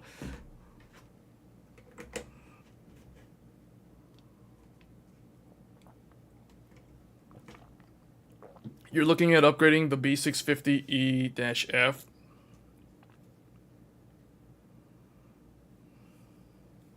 Oh, I'm the only person that came to mind? Yeah, I saw that. Is it still on there? Hold on, where is it at? We're done with this article. Yeah, Tech Power Up is hiring a motherboard reviewer. We expect our potential reviewer to be able to identify key components, blah, blah, blah. Okay, so I can do all of that. You know, I don't cover the VRMs typically, and the power phases, and the phases that go to the memory, the phases that go to the core, etc. I don't really talk about that stuff because there is already BuildZoid. He already does all of that, so I just let him do it, and rather than being redundant. What I often like to talk about, if you guys don't already know, I like to talk about the capability of the motherboard, not just like how well does it overclock. Because at the end of the day, you know, the way I think about it, you overclock your motherboard once, and then you just set it and forget it. But every day, like the actual using it as a daily driver, the functionality matters. To me, that's more important than like, you know, where the settings are in the BIOS. So like PCIe generation, speeds and feeds, you know, SATA port count, USB port count, that kind of stuff. The cooling for the M.2, those are the things to me that matter more. Because that's the stuff that you end up actually using the PC for, rather than just overclocking it once or whatever. And the thing is, like, when it comes to overclocking, yeah, some motherboards are going to be better than others. Typically, like, the 2 DIMM motherboards, so the ones that only have 2 memory slots, and they're usually the ITX or MATX, those are going to be the better overclockers, especially if you're overclocking memory. But the thing is, someone like me, I'm a power user. I'm not going to do a small form factor build. It's just something that I don't really ever see myself needing a small form factor PC. I mean, it's a good idea. I'm not saying that it's pointless, but it's one of those things where it's like, I gotta have my X4 PCIe slot. I gotta have either a split 8x8 or a full 16 and another X4, and I gotta have as many SATA ports and USB ports as possible. So that's what matters more to me, as well as the M.2, all that kind of stuff.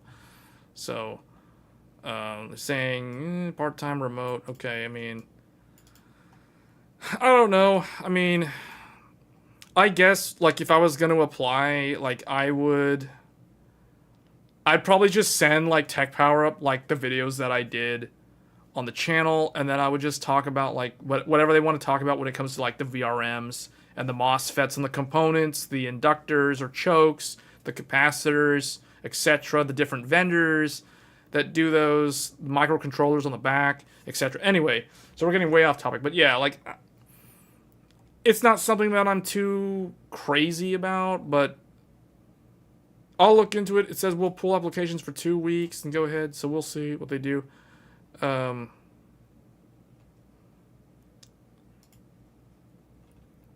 They reviewed this, which is the motherboard that I use. Oh, yeah, X670. So this is what I use, as well as the Master. This is a lot of like AMD. Okay, here's an Intel motherboard, the Sonic Edition. This is so out of place. This is so weird. Anyway, so that's gonna be that. We talked about the Starfield. We talked about NVIDIA's unhappy with their board partners for some reason. I don't know why. Oh, Raptor Lake. The only thing that's really going to be noticeably different for the 14th generation is going to be the i7. So the i7 is going to supposedly get some more ecores.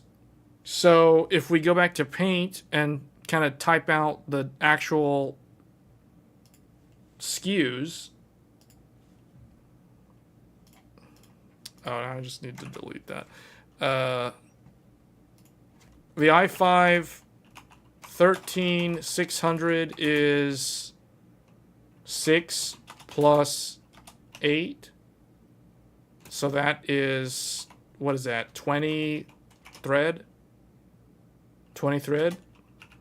i7 13700 is 8 plus 8. 8 plus 8 equals 24 thread. And then i9 13900K is 8 plus 16, which equals 32 thread. So the only thing that's going to change with the 14th generation is, I don't know if the i5 is going to change, but I know the i7 is going to change. This is going to be 6 plus 8 or 6 plus 12. I don't know. This is the one that I don't really know which one it is. So unless someone else has newer information than what I'm aware of, they'd have to let me know. So this one's going to be 8 plus 12. So this one's going to gain an additional 4 threads. So this is going to become a 28 thread part. So that's the one that's going to be different from the previous one. And then this is going to be the same. Like, this isn't going to be any different. It's going to be 8 plus 16, and it's going to be a 32 thread. So the only one I don't know, the big mystery at this point, is what is this going to be? Is it going to be 6 plus 12, or is it going to be 6 plus 8? Which means, is it going to be 20 thread, or is it going to be 24 thread? It'll be more interesting if it's the latter. But I don't know if Intel will actually do that.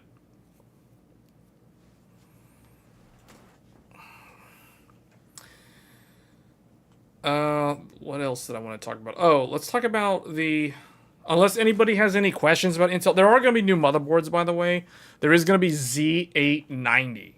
So, Z790 is being replaced by Z890 to go along with this rather boring launch. So, I guess, who does the 14th generation make sense? I mean, it makes sense for people that have Alder Lake. In my mind, if you have an Alder Lake CPU, like a 12600, 12700, then a 14700, 14600 makes sense. Does the 14900 make any sense? No, absolutely not. It's I don't know. Supposedly, the energy efficiency will be significantly lower. I mean, significantly higher, meaning less power per joule on the 14th generation. So that should be a noticeable improvement over the 13th generation. But I don't think that anybody who has a 13900K, they should not be buying a 14900K. That is a waste of money. Because you're not getting additional threads.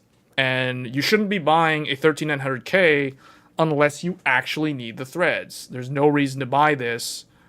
It's a huge waste of money because if you look at it, you're getting 8 cores on the i7 and you're getting 8 cores on the i9.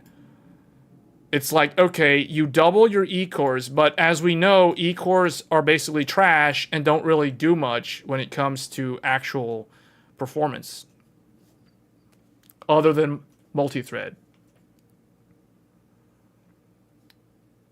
You just wonder if power will be more of the same. I think it'll be less.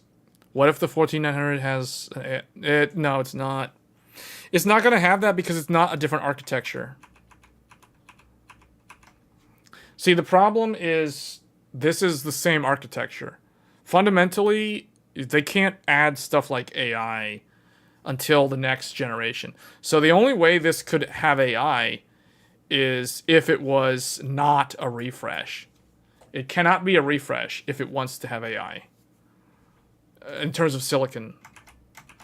So, yeah, that's one thing that is different between AMD and Intel. AMD's mobile CPUs have AI silicon in them. I don't know if that's from Xilinx or if that was something that AMD had baked in from whenever they were designing these things.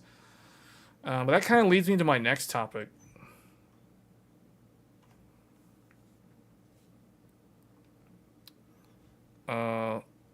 Zen 4 and Zen 4C.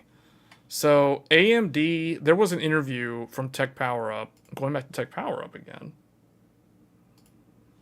I mean, there's also a WCCF article that, like, basically summarizes it. Where is this article? Why is it, like...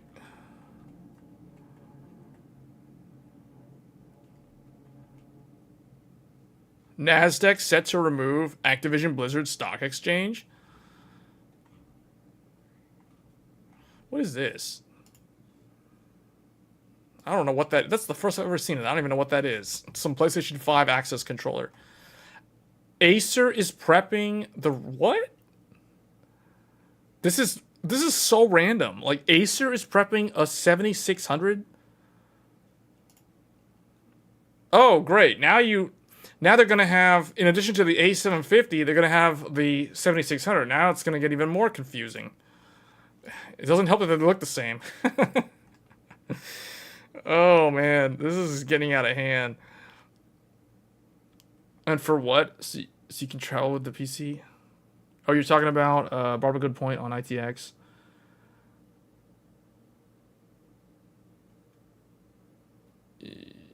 Well, you wouldn't get rid of it. Most people that have a small form factor, they also have a larger PC. It would be for like a different use case. It'd be like in a living room or something. Man, where is this? Do we have to go to WCC? Because I can't find that thing. I'm not going to scroll through all that. Where's the... Okay, right here. AMD says it won't follow Intel's P-Core and E-Core hybrid approach. Talk Zen 5, x86S, and more. So this is basically because Intel is saying that they want to drop support for 32-bit and go to a fully 64-bit hardware experience. No 32-bit backwards compatibility. Intel said that, and that's kind of addressed. They kind of try to figure out what AMD's stance is on that, and it's an interesting response. So rather than look at the full article, well, I'd like to look at the full article. Where is it? Why are we not able to find that on here?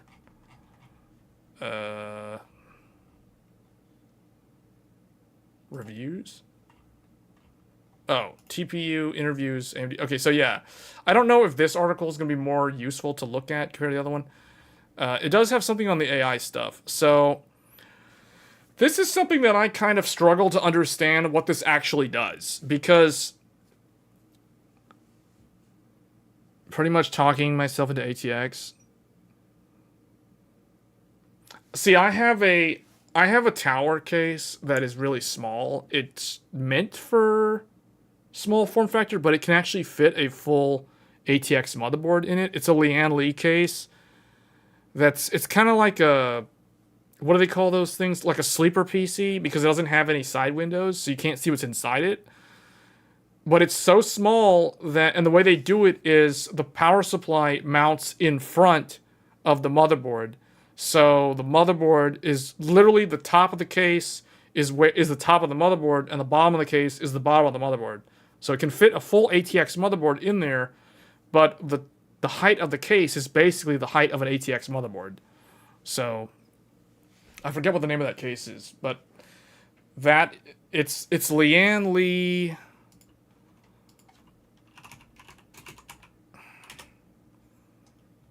I have to see if they still make it. I got it a number of years ago. I've had the case since 2017, so there's a good chance they don't make it anymore.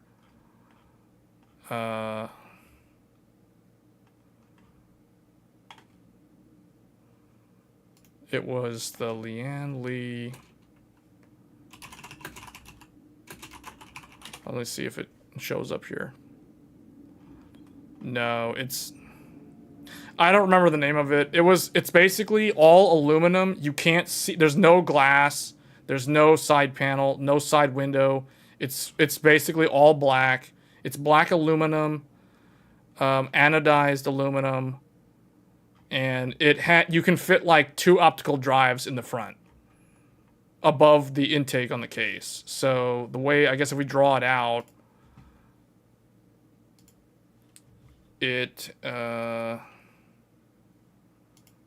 so if this is the case, the ATX motherboard literally goes here. Like, this is the motherboard. The motherboard is the whole, like that. The power supply is here. The power supply goes at the front, at the bottom. And then there's an intake fan right here. So you have airflow going this way. Or actually, no, I take that back. The back fan pushes air in this way. The airflow is basically from the back to the front. You have the exhaust at the front. This is the front of the case. This is the rear of the case. And the PSU is down here. And then you have hard drive. I think the hard drive cage. The hard drive cage is like right here. So you could do like 2, 3.5 inch or whatever. And then the optical drive. It has like 2 optical drive slots at the top. That's basically it. It's relatively compact. Doesn't have good airflow either. That was another thing too. Airflow's not good because it only has that one 120mm fan at the back and 120mm fan at the front. Well, I say a single 120mm at the front and one at the back. And that's it. The default airflow is from the back to the front. So the way I used to run that thing, I had like I either put an RX 480 blower style in it or a GTX 1080 blower style FE card. So the problem for me was that it would exhaust hot air out the back. And then that would kind of like diffuse upward, and then you get like hot air going back into the case. So that was kind of like the worst case scenario. So, but that was like the only small form factor case that I ever used. Good for like an office PC. It looks kind of like a Dell. It looks like a black aluminum Dell box. So almost like an OEM. I just know it's a Lian Li case. It's old enough now that I'm pretty sure they don't make it anymore, and I'd have to go find the model number. I don't really know. I don't remember the model number. So, and I got it at Micro Center, so it's not like I can just like look it up. So, anyway. So NVIDIA or AMD has said that they won't be following Intel's approach to hybrid cores and architectures when they talked about Zen 5 in an interview with Tech Power Up. So I guess, do we want to look at this or do we want to look at like Tech Power Up?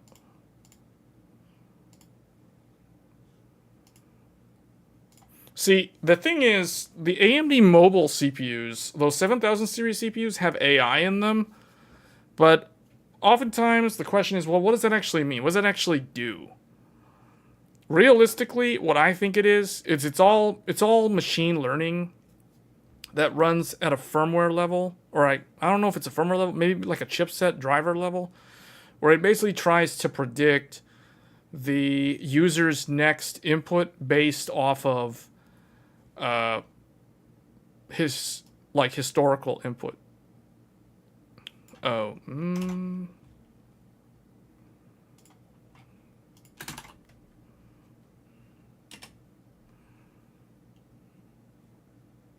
no, it's definitely not that. No, it has no glass. It's very lightweight.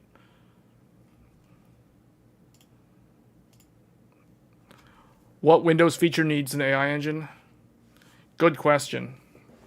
Supposedly it has to help with battery power. Like, what I understand is if the thing is with the AI engine, if it knows at like, for example, at like 7 p.m. in the evening, that's when the user wants to play League of Legends with their friends for like 2 games or whatever, you know, it can just automatically shut background processes off or like put them into standby or whatever. Like it can do stuff like that. That way, if you're on battery, well, I mean, I don't really know who plays games on battery, but you know, you could play League of Legends on battery. It's not that demanding. You could play it on the integrated, like a 7800M AMD Ryzen integrated GPU, and it would work fine. So like stuff like that, you know, like it knows, okay, it knows I need to shut these processes off because in 10 minutes the user's probably going to turn on League of Legends based off of their usage habits. So it's going to automatically put those in standby. There's other stuff too, like it could probably like launch applications on its own, but I don't know. That kind of gets into the realm of, hey, it's like driving itself. I don't want that. You know what I'm saying? So I don't know if it would do that, but maybe that could be a functionality or a use case that some people might want. But I don't really know. I can't think of any other like workflows that make sense. AI's value proposition. So what main selling point is rather the energy efficiency. So they talk about energy efficiency. It's an interesting thing. I didn't actually read through most of this. But the thing is, they are using the Xilinx Versal. This is what it is. For those that don't know, it's the AMD Xilinx Versal SoC. So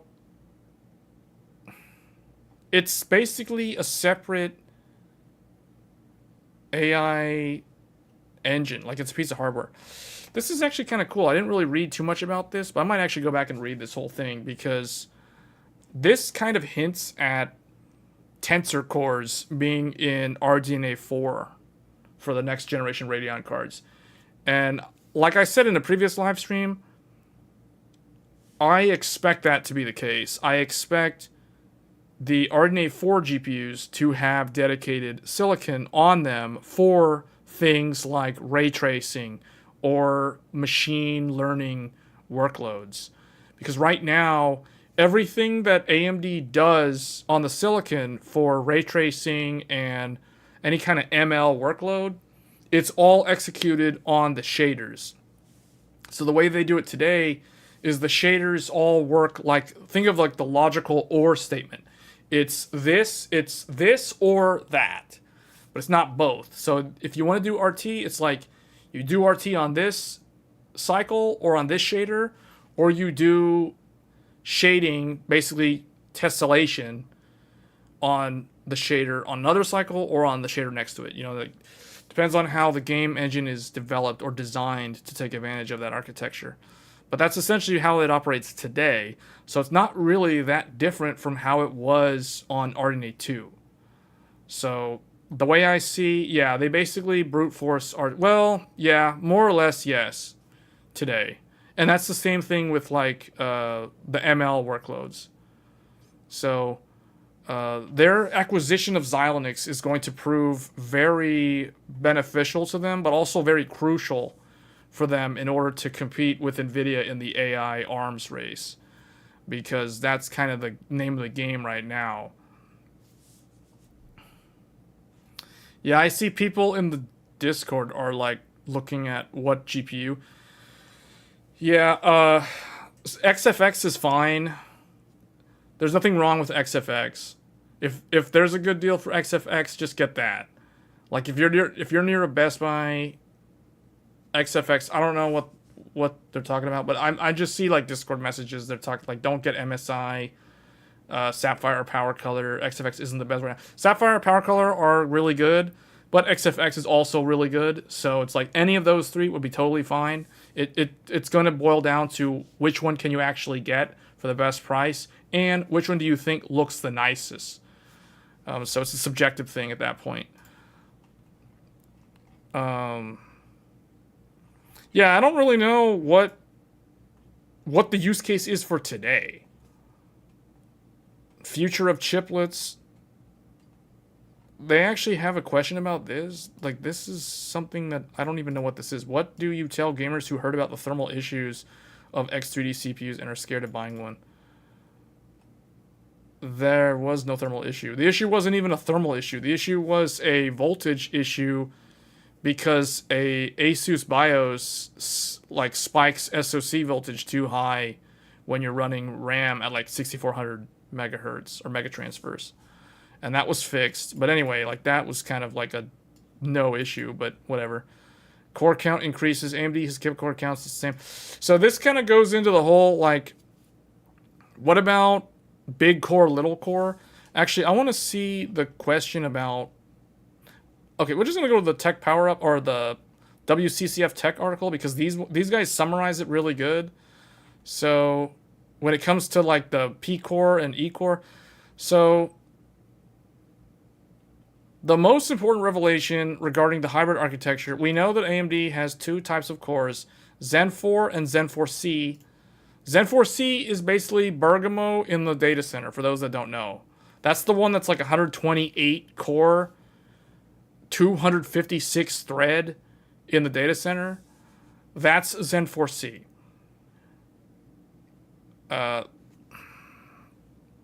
So basically, AMD, one way of doing hybrid is to go P-core or E-core, but that isn't what the red team is planning to do.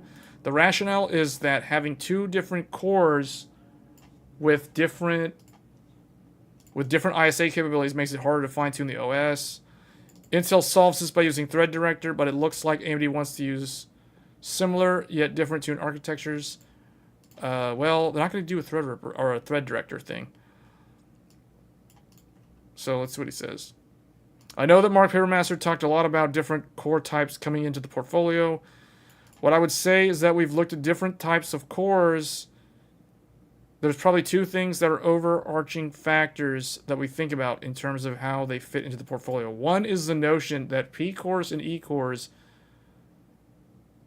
that the competition uses is not the approach that we plan to be taking, because I think the reality is that when you get to the point of having core types with different ISA, when he says ISA or IPC, he's talking about like differences in cache sizes per core and resources allocated to a given core or things like that. It makes it very complicated to ensure the right workload. So I agree with this approach, especially when it comes to the desktop. Like those of you that watch PC World, I don't often watch PC World, but I remember Brad Shoemaker was on there like a month or two ago, and they did a build a PC with Brad Shoemaker, and he opted to go with the 7950X 3D instead of the 7950X or the 13900K. And the reason why he chose the Zen 4 CPU over the Intel CPU or the other AMD Zen 4 CPU was because he wants the full like 16 P cores. He doesn't want only 8 P cores and 8 or 16 E cores, right? Like he doesn't want this asymmetrical architecture. He wants like uniform, symmetrical, give me all the same size, all the same cache per core, etc. Like make it symmetrical so I don't have to think about the potential for some kind of third-party app not being tuned to use the right core set, because sometimes that still happens. Now with Windows 11, it's extremely rare to encounter that, but with Windows 10, it's still pretty common. Although it is kind of, I don't know what Intel has done with Microsoft to kind of mitigate that, but I can tell you from my own experience, Microsoft has mostly just kind of moved Windows 10 to a support, like long-term support thing. And then once it's done, they're going to end support for Windows 10. And people like myself are either going to be forced to go to Windows 11 or whatever the next Windows is after Windows 11, Windows 12 or whatever. So because of that, I can't really leverage Thread Director the way it's meant to be used because I'm on the older operating system. So that's another thing to keep in mind. If you like Windows 10 and you don't want to go to Windows 11, big core, little core is not really that good on Windows 10. Just saying. So he thinks laptops are a far more practical application. I agree. That makes a lot more sense. And the thing about like laptops, because laptops are so power constrained due to thermals and also just battery life, if we're talking practical things, it is very easy for a laptop to just switch from using P-cores to just use E-cores because it's at like 15% battery life. It's pretty easy to do something like that. Basically, if the battery runs down to like 20%, you can have a power profile in there automatically, just shut off all the P-cores no matter what you're doing and just run everything off of E-cores so you can get better battery life. That, I think, is actually a very good real-world example of leveraging E-cores in a good way. So that, to me, makes sense. But see, like desktop, where you're plugged into the wall, E-cores are completely unnecessary. They don't do anything. I mean, they do things, but they don't do things as fast as P-cores or AMD's CPU cores. So, all right, talked about Zen 5. So let's see. Okay, he confirms that Zen 5 is going to be called Ryzen 8000 on the desktop. So that was kind of expected. So that's nice to know that they're not skipping 8000, because AMD was kind of weird when it came to when they went from like Zen 2 to Zen 3. They did 3000 series for Zen 2, and then in the middle there was a 4000 series, but it was laptop only. It was the Renoir. That was the Zen 2 Plus. That was Zen 2 Plus. And then 5000 was Zen 3. So similarly with 7000 today, they did 6000 series last year, but that's like Zen 3 Plus.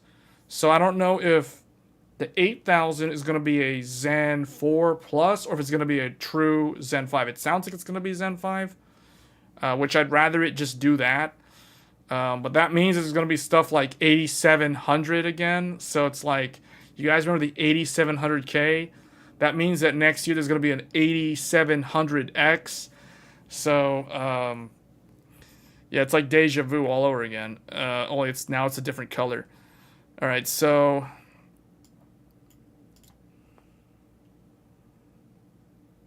Kaya fancy. It's like fancy zones on Windows.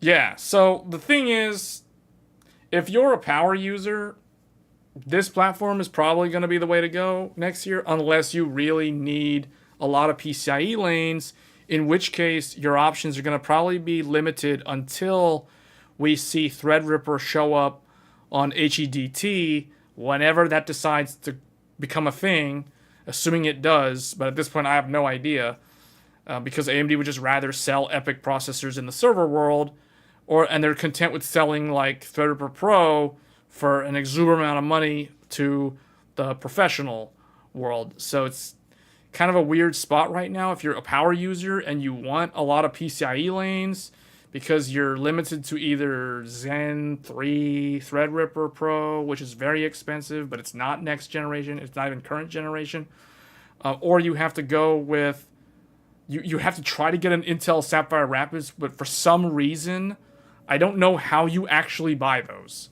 Because I don't know if you have to buy one from Dell.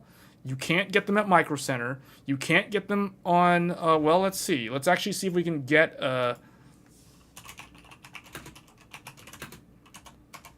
see if we can actually get these off of Newegg. Newegg doesn't even know what I'm talking about.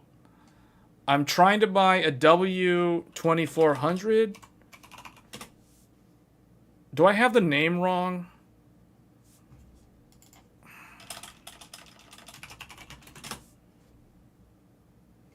They don't even know what I'm talking about. See, this is what I mean. It's like Intel launched Sapphire Rapids earlier this year to compete with Threadripper Pro, and here we are in the start of the second half of the year, and I still can't find one.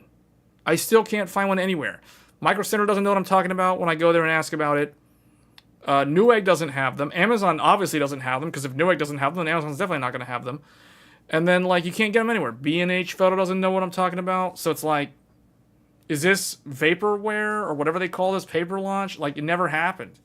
It's basically like, what is it, Xeon? I don't even know what, is it Xeon? Maybe it's Xeon. Okay, so look, I can find the motherboard. I can find the motherboards. I can buy an Intel... I can buy this, the Asus Pro Workstation Ace. Way to go, Asus, and just copy MSI's flagship name. Intel W790 LGA 4677. So I can buy the motherboard, but I can't find the CPU. So not a whole lot of use there. Which is really weird. It's like the complete opposite problem that AMD has. With AMD, it's so hard to find the Threadripper motherboard. So like if I try to buy like an Asus WS Sage. See, okay, look, here it is. Okay, never mind. They still have them somehow. Okay, they're still around. You can find the Sage Pro for Threadripper Pro. But it's like, this is like $1,000. So it's the same amount of money as like a Crosshair Extreme for Ryzen. But the problem is these things are that kind of money. I don't have that kind of money to spend on a CPU. So this is the reason why we desperately need a return of like the normal Threadripper.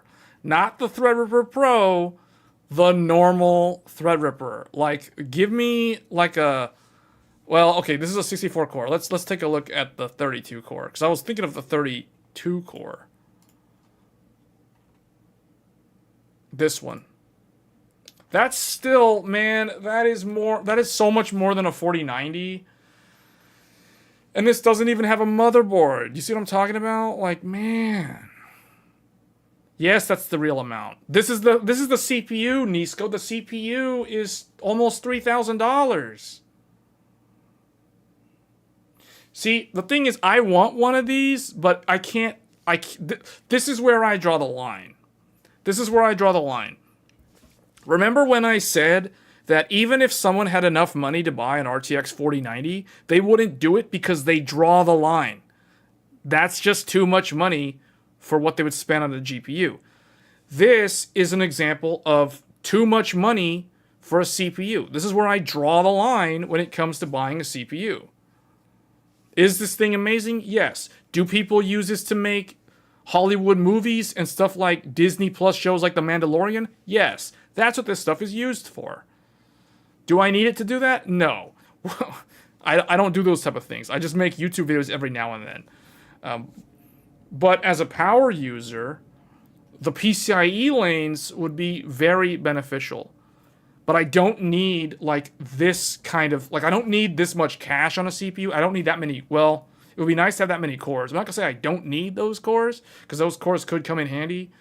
But the thing is, like, think of how many like VMs you could have running. You could have like, imagine running like 512 gigabytes of RAM with a bunch of VMs running. You could have like multiple games open probably, although the Windows display driver will probably not like that. And you get multiple GPUs. You can literally have an NVIDIA GPU, an AMD GPU, and an Intel GPU all running off of this one processor's motherboard. And they would have no problem. They'd all just work.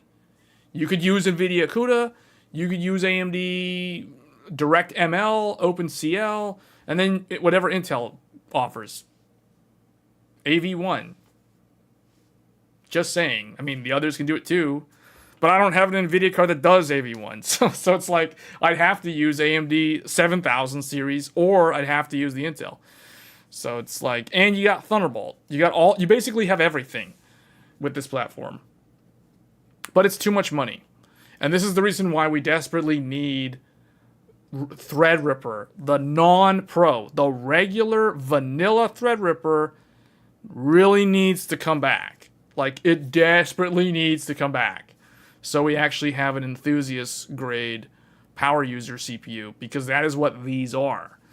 Though 3900K, man, that's baby stuff. 7950X, that's like low end, like entry level stuff compared to this. See what I'm saying? This is the real deal. But the thing is, like, look at how much it costs. This is for like a company to expense at the end of a year when they file their taxes. But anyway, that's basically what that is. So we really need like we need like Threadripper 7000 series, 32 core, etc. Threadripper, all the PCI, exactly. We go back to that, like the WS Sage. The Asus Sage, yeah. Look how many PCIe lanes. Look how many PCIe slots that motherboard has. Look how many RAM slots it has. It has 8 RAM slots. And that's like the super dense. You can do like, what, 512 gigs of RAM or something on here? At least 256. I'm pretty sure you can do 512. Because if you can do 128, well, yeah, if they make the DIMMs that are like the super dense ones, you can do like 512 RAM, 512 gigs of RAM on here, fully loaded. You know, honestly, I'd probably get the ASRock one. I probably wouldn't even get this. I'd get the, it's all, because I typed that. WRX 80. This one. This is $100 less. It comes with a fan. That's not necessarily a bad thing. But what it also comes with is Thunderbolt. This thing's got Thunderbolt. This thing has 3. It's got a management. It has a management interface for LAN, and then it has a 10 gigabit. I think it has dual 10 gigabit or something. It even has DisplayPort input. See, so this is used for content create. Like, this is actual for full-on production. This is not for some amateur like Twitch streamer. This is for like the real deal. You know, I'm making like Mandalorian season 5 kind of stuff, or The Witcher season 3, or whatever. You know, like that's what this is for. This is for some heavy duty make the next Witcher 4, whatever the one is after Wild Hunt. That's what these are for. This is for like big operation game dev, big memory, big GPU, multi GPU, etc. Lots of SATA. Look at that. You got 8 SATA. You don't really have a lot of SATA on the modern motherboards, and you even got U.2 on there at the bottom. So you can do like cabled M.2, and that's not SATA. That's actually cable based NVMe. So, this is the high-end stuff. So when Threadripper 7000 shows up, assuming it does, like early next year or the end of this year, would I upgrade to this? I don't know. Probably not. Just saying, but not Threadripper Pro, not Threadripper Pro, but maybe like regular Threadripper, possibly. I don't know. Kind of depends. But this has got Thunderbolt on it, so that's really cool. Okay, what else did I want to talk about on this stream? I think we've covered everything. Oh, did I talk about Zen 5? Zen 5. We are looking to bring Zen 5 into the desktop space as quickly as possible. Okay. So, Zen 5 is probably going to be March next year. Have you seen the Ratchet and Clank requirements? I knew someone was going to ask about something that makes us go back to talking about GPUs. It was only a matter of time before somebody asked something about a GPU-related question. I have not looked at it. We can look at it real quick.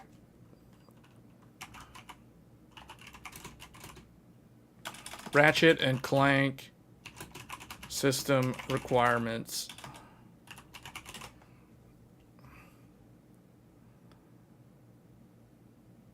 Wait, what is this? Notebook Check has an article on this? Okay, let's take a look at this.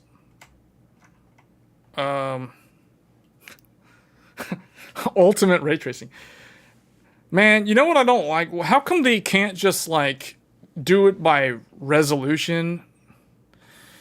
The problem with these tables, it's like, for some reason, game developers don't know how to make these type of system requirements tables. See, what I mean by that is, when they do 4K, they always do 4K and then, like, ultra preset. And then when they always do, like, 720p, they always do very low minimum preset. You know what I'm talking about? Like, why do they do that? Why is it always, like, very low 720p and, like, ultra 4K? And then when you look at, like, 1440p and 1080p, it's always, like, medium preset? For some, like, what about ultra on 1440p? What about ultra on 1080p? What about ultra on 720p? This is why I don't like these tables. But anyway, like, this one's no different. Minimum 720p, 30 FPS at very low. You need a RX 470 or a GTX 960. But, you know, who has one of those? You know, like 8 gigs of RAM, Windows 10. Notice how it's all Windows 10. They just ignore Windows 11. But we always want to look at Ultra, and we always want to look at the 4K, right? So 4K, 60 FPS, ray tracing very high. They recommend NVIDIA, oh no, NVIDIA GeForce RTX 4080 or Radeon RX 7900 XTX. Well, this was to be expected. And then Intel Alder Lake or Zen 3. So basically Ryzen 5000 or Intel 12th generation, but realistically you could probably do... Well, I'm not going to say anything because every time I think that they overspec the CPU, the game ends up being very CPU limited for whatever reason, even though it's a single player game. Like, Jedi Survivor was a prime example. Oh, CM subscribed. CM, that name looks familiar. I think CM, are you already in the Discord? But anyway, but it's always like 4K 60 Ultra versus like 720p 30 minimum. Like, how is anyone supposed to derive any kind of meaningful info from that? Especially all the people that are on 1440p monitors and 1080p monitors. Is like, it would be nice to know, like, what GPU do you need to do 1080p Ultra or 1440p Ultra? Like, give me, like, Ultra, hold the preset constant, and then vary the resolutions. Or vary the, well, or hold the resolution constant and vary the preset. That's the only problem. where did I pull the sound that plays when people subscribe? Me and like 2 other people just started laughing one time. We just like, I don't know. It's like something from years ago. It's like really, really old. If you're asking about where that sound effect is from. I've been thinking about changing it actually. I might actually update it soon. But every time I say that, then I end up never doing it. So yeah. But anyway, in terms of 1440p, because I know a lot of people that watch my content game at 1440p, for high preset, you would need a 3060 Ti or a 6800 for 1440p, 60 FPS. Everything on high. For ray tracing on high, it says you need a 3070 or a 6800 XT. Now, what's interesting here is this makes sense because the AMD card, even though the 6800 XT is more like a 3080, because of the RT, it basically gets taxed down enough where it like drops to like 3070 levels of FPS. So that makes sense. Interesting choice though with the CPUs. I like how they just randomly go from recommending a Coffee Lake bare bones 8100 i3, just from minimum they go to like an i5 Coffee Lake or a Ryzen, a Zen 2. All things considered, those CPUs are pretty much equivalent, so I'm not going to complain about that. Coffee Lake on Intel and Zen 2 on AMD are basically the same in terms of IPC, so that's very similar. And then for high, they just straight up go to like 11th gen for some reason, which kind of indicates that this game is going to be very CPU heavy as you turn on the post-processing effects like ray tracing as a prime example. So it's coming out July 26th, so it's coming really soon, and I've never actually played it. So from what I remember seeing for the demos for PS5, it looks like a really fun game. So, I don't know. If it has a built-in benchmark, then I might consider it, but probably not. We'll just have to wait and see. But it looks like you only need... They say you only need 16 gigabytes of memory, system memory. I would say if you're at 1440, you better be on 32 gigs of RAM, just to be safe. It's the same engine as Spider-Man, so it's going to target the CPU. Oh, okay. Okay. That'll be interesting. Yeah, you know, it's surprising. A lot of games this year, there's a good number of them, are very CPU bound. Which I found that quite surprising. Hogwarts Legacy is very CPU heavy, but it makes sense because it has a lot of NPCs. And then Jedi Survivor is very CPU bound. Like, way more than expected. For some reason... Jedi Survivor is way more CPU bound than the original game, the Jedi Fallen Order. That one, for some reason, wasn't nearly as CPU heavy as this one. I don't know why. I have no idea what they did in terms of how they tweaked the engine, which I think it's Unreal.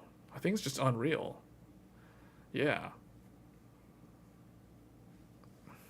So, yeah, that's a pretty good game, though. Like, the Sony first-party titles are actually very good games overall. The Last of Us wins. I don't know. I think Jedi Survivor was more CPU bound than The Last of Us. The Last of Us was more GPU bound. I don't know. I never looked at it at, like... Did I look at... Oh, yeah, I did. When I looked at 7600... I guess all I know is The Last of Us basically runs like garbage on the Intel CPU or the Intel GPU. That's what I remember. Like an A750 and an A770, they really, really struggle to run The Last of Us compared to like Team Green and Team Red. Stories of Cole. Yeah. Yeah, that's a good game though. That definitely was a good game. Let's look at this real quick. Okay, here's Starfield's requirements. And these are kind of like... These look kind of tame, but I kind of think that this is underrepresenting what it's actually going to require. The other thing too is these system specs do not list the resolution. They just tell you like they recommend a 6800 XT or a GeForce 2080, which means that it's probably going to be very heavy on ray tracing because they're telling you like RDNA 2 and GeForce 20 series are basically this, but they're similar in RT performance. So if you have a 30 series GPU or if you have an RDNA 3 GPU like a 7900 XT, you'll probably be fine at like 1440p, even 4K in this title. The CPU specs don't look crazy to me. But this almost doesn't... I don't know. I feel like this is missing... This is not painting the full picture. There's a lot of stuff that's missing here. Like, at least the Ratchet and Clank one has the full table.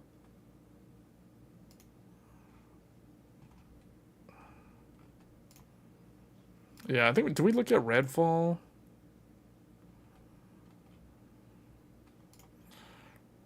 Redfall says for Ultra, you need to have... See, okay.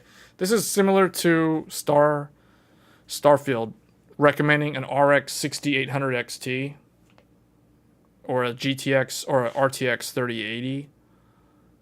Basically, it's saying you need to have 6 gigabytes of VRAM minimum, 8 gigabytes recommended, 10 gigabytes VRAM for Ultra. Redfall's dead? I don't know. Isn't it the same publisher though? Bethesda? This game was dead on arrival? So no one plays Redfall anymore? I thought Redfall was supposedly one of the better games that came out this year. Or am I thinking of Dead Island 2 or something else? Or Dead Space? I feel like this is something that everybody likes to talk about on this channel. Like, a lot of people seem to want to talk about, like, what was that other game that came out that I completely skipped over when it came out? Meet Your Maker. Wasn't there like a indie game? Meet Your Maker system requirements. Was this a hard game to run?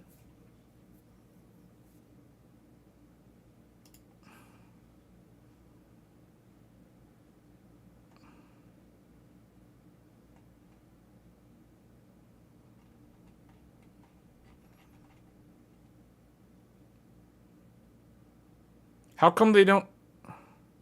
Oh, right here. Okay, Meet Your Maker says that you need to have... You have to have an old Intel 4th gen or a 1st gen Ryzen or a GeForce 1060 or a Radeon 580. That's actually not that bad. And it says runs medium or high. But they don't tell you the resolution. I assume it's 1080p. 56 in 24 hours? What? What? That's so bad. Wait, on Steam? That's so bad. 27 players right now? That's dead. Oh, man, that's so bad. What? Why did it die? I thought Redfall was a pretty good game. It looked interesting. What killed it? That was one of those games that was actually bundled with NVIDIA GPUs. It's rare to find a game that's bundled with an NVIDIA GPU. They're usually almost always AMD GPUs. It's a bad game. It looked cool, though. Is it just really buggy? I guess it's just full of bugs or something.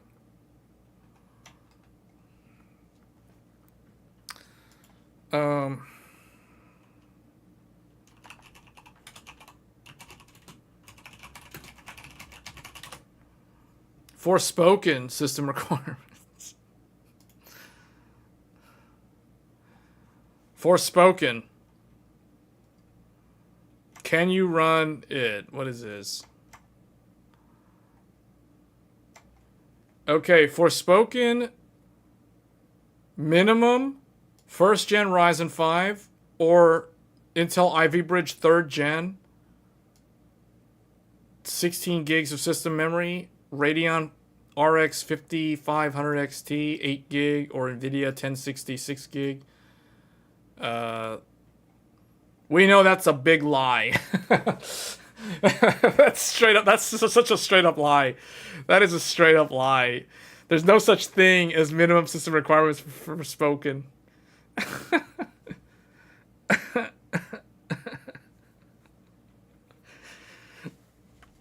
This is the this is the most blatant lie I've seen in the entire gaming industry all year. Like trying to claim that you have to have like an Intel Ivy Bridge. Intel Ivy Bridge is from 2012, just to give people an idea of how old that is. There are very few people whose PCs could actually run this game in 2023. I really doubt that Intel 2nd or 3rd generation Ivy Bridge from 2012 can run this without any sort of like severe issues. And then recommended. Okay, recommended actually seems kind of real. Like Zen 2, Ryzen 5, or Intel i7 8700K. That looks okay. That's believable. System RAM is like. Then they say you need to have 24 gigabytes of system RAM. No one's gonna have 24 gigabytes of system RAM. It's either gonna be 8, 16, 32, or more. Yeah, this is another thing that's like blatant fake news. No one's gonna have this. So it's like, who's gonna be between 16 and 24? Who's gonna be running like a, what is that? What do you need to achieve 24 gigs of RAM? You'd have to have 8. You'd have to have an 8 gig stick and a 16 gig stick. Who's gonna do that? That's just dumb. That's mismatched RAM for one thing. That means somebody probably bought a pre-built that came with like 8 gigs of RAM. Then they went to like Micro Center or they ordered like a 16 gig stick off a Newegg or something. Then they just put it in there in hopes that it works. That thing's probably not going to run any sort of XMP or Expo. It's just going to like boot up and run in like JDAC 2133. Or if they're running like a DDR3, it's like 1333 on the RAM. 1333 on the RAM. Or even 1066, because 1066 was like early days DDR3 speed. Another huge dead on arrival. Immortals of... Oh, wait, that sounds so cool, though. Wait, hold up. That sounds so cool. But you killed it when you said it's made from EA. That name sounds so good. Like, whoa, this game, I didn't even know about this game, and this game looks good. Immortals of Aveum. Isn't this coming out, like, this month? I thought I glanced at something on the Google page that said it's coming out soon. Check this out. Recommended 1440p 60 medium to high settings. You need to have either an Intel 12th generation Alder Lake or a Ryzen Zen 3. What's up with like all these like current generation Intel and like last generation AMD? Like what I guess what people say like 12th gen and Zen 3 weren't that different. I kind of think 12th gen is a little bit faster. Not super noticeably faster, but it is a bit faster than Zen 3. Because Zen 3 basically walked all over like all the other Intel CPUs, but then Alder Lake basically took back the crown. I don't know why everybody's doing like Zen 3 and whatever Intel has.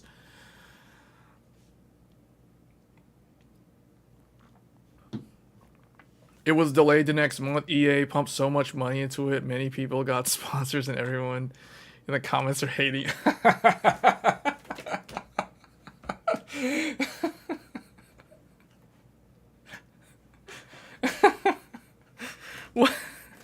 Man, the way the way you described it, or the way I read that, was so like blatantly typical EA.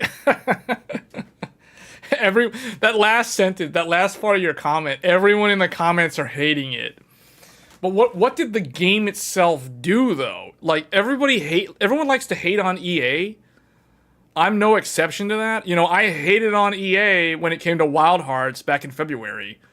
EA is the reason why I actually refunded a game in Steam. The first time in my life that I ever actually refunded a game on Steam was all thanks to EA being the publisher of that game. So I get why people hate on EA, but what about the game as a whole? The game itself. Like, just kind of like remove EA for a second from the picture. Like, how does the game itself do? Like, how is it good? Does it look fun? Like, okay, the people got spawned. Okay, so all the Twitch streamers, influencers, you know, those people, they all got early access or whatever. That's what it sounds like. Okay, it's even a bit similar to Forspoken with the whole shooting magic from finger thing.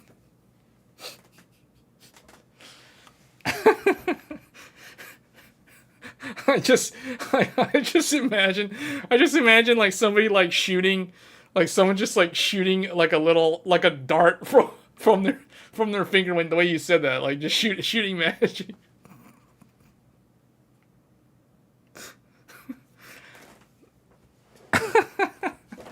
EA did a while. Okay, EA did a invite a while back for the game.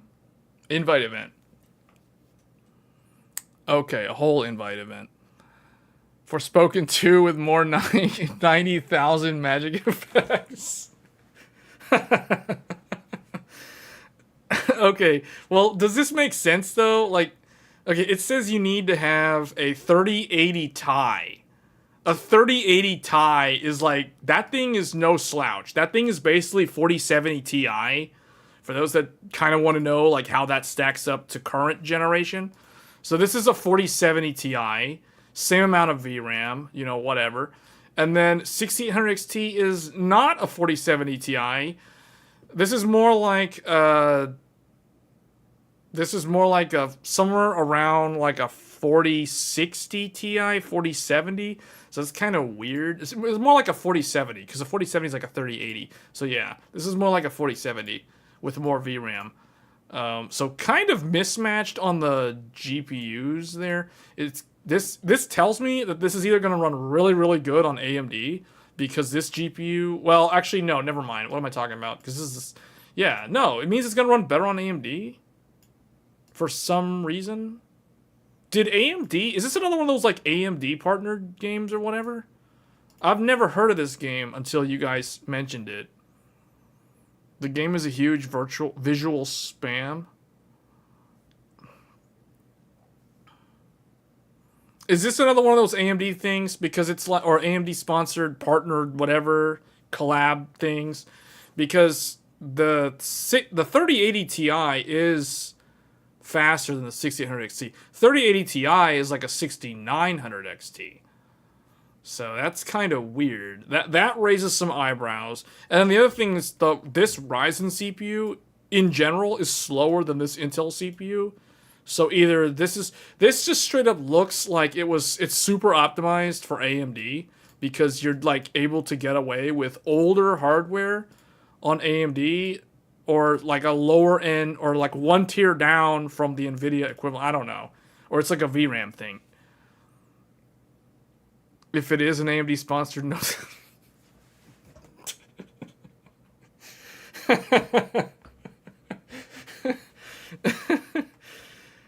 Oh man, here we go on that.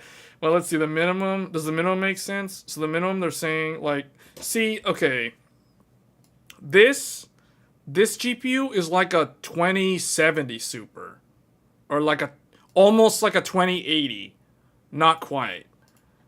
This is basically a 1080 Ti by today's standards. And then this is faster than that. So it's like, what's up with I hope that either this is going to be like, this is like an AMD thing, or someone has no idea what they're talking about, and they just put down whatever they thought was similar based off of when these were relevant. I don't know. Imagine if they come out with an Intel swap. For some reason, Intel doesn't really do that. I mean, Intel had like a one-time bundle for like a week or two when the Arc GPUs came out. Then they just kind of like stopped doing it. And then Intel just doesn't do anything. It's like, have you guys noticed that? Like, Intel just is kind of there, and people will just randomly just buy their processors because they're just all over pre-built PCs. But Intel doesn't really do anything. Like, they don't sponsor games. You don't get a free game when you buy an Intel CPU. You don't get a free game when you buy an Intel GPU. You basically just get the hardware, and that's basically it. And there's no value add. Now, NVIDIA usually is the same, but sometimes NVIDIA does offer a game. Like, for example, Redfall. Redfall was an NVIDIA partnered game. I hate to say sponsored because it's not sponsored, guys. Like, that's kind of the wrong word. It's like collaborated with, or it's a co-marketed game, I guess.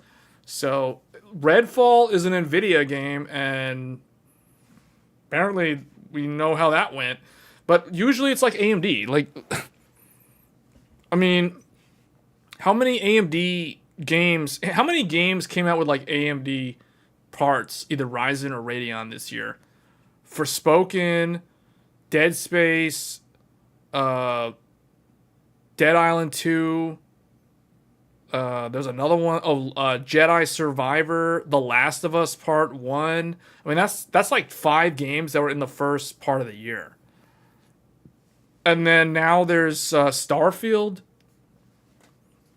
There's a lot. Like, that's a lot. And then that's not even counting the ones that were like last year, that if you bought a AMD part last year, you got a game or two this year. Like, for example, Dead Island 2 was one that you got Dead Island 2 if you bought a Radeon 6000 series GPU from, like, I think it was September or August to November of last year, or I don't remember when. I just know, like, that was a thing as well.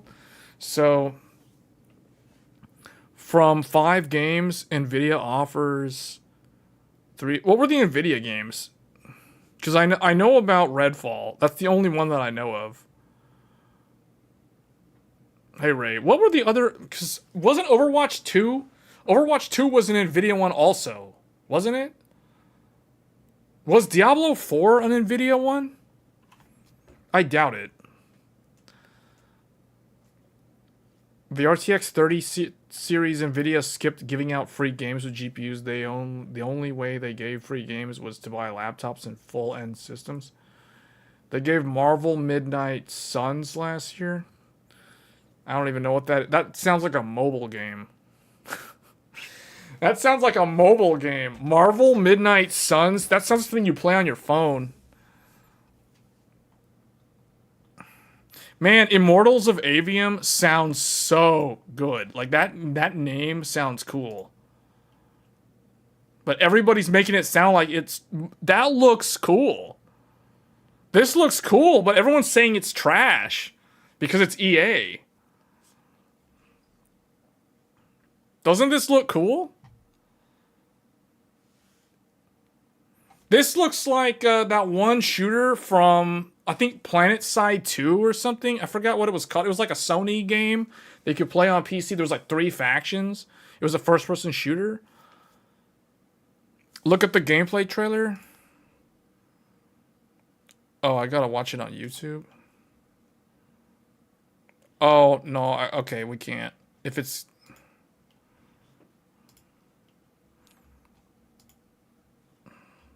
Hold on, let me see. Is there any kind of...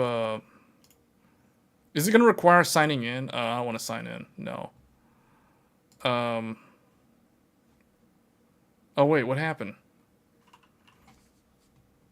Oh, no, I accidentally closed out of it. Immortals of Aveum. Let's go back.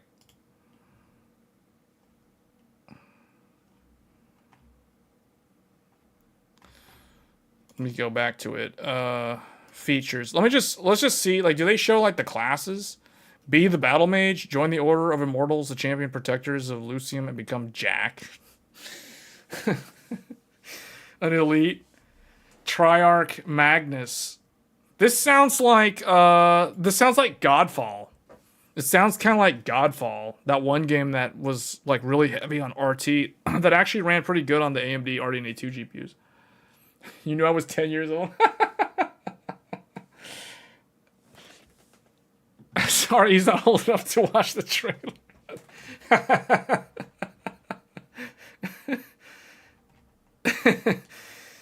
Wait, that's kind of weird though that they make you... Okay, well anyway. I mean, I'll look into it. I'll look into it later. It looks cool though. I'm not gonna lie. It looks interesting to me. But because it's EA though, I think that that's probably gonna ruin it. Unleash magic spells with deadly skill, decimate legions of enemies in a game that defies FPS conventions. So is this like a first-person shooter except your moves are like spells? That's what it sounds like. Master your magic. Experience fast, fluid, first-person spell-based combat that's easy to learn and satisfying to master. In Immortals of Aveum, magic is at the core of both offense and defense. Creatively leverage all three forces of magic and be rewarded for chained attacks and well-timed counters. FPS finger shooter. It's a finger shooter. Unleash your arsenal of spells. Unlock and upgrade more than 25 spells and 80 talents. Discover, upgrade. The battle sequences look cool, but obviously the gameplay is not going to be like that, right? I can't imagine that many players being on screen. That'll just be like, that's like Guild Wars World vs. World. It's just too chaotic. That is going to be a heavy... The scene behind me right now is a heavy CPU bottleneck waiting to happen.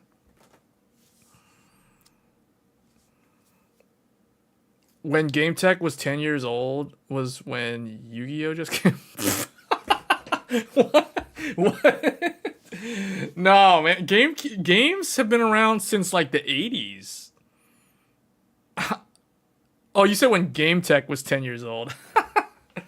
I thought you said when game technology. I thought for some reason I was thinking like early 2000s. And then because that's when Yu-Gi-Oh came out, right? Was it early 2000s or do I have that backwards? And then I was thinking, wait, that means like games came out in like the early 90s, but that's not true. You're talking about me. I thought you were talking about the gaming industry. Yeah.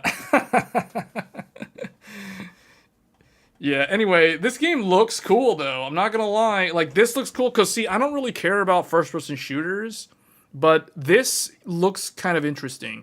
It kind of reminds me of Godfall, except it is first-person view, which I would prefer third-person or over-the-shoulder as opposed to first-person.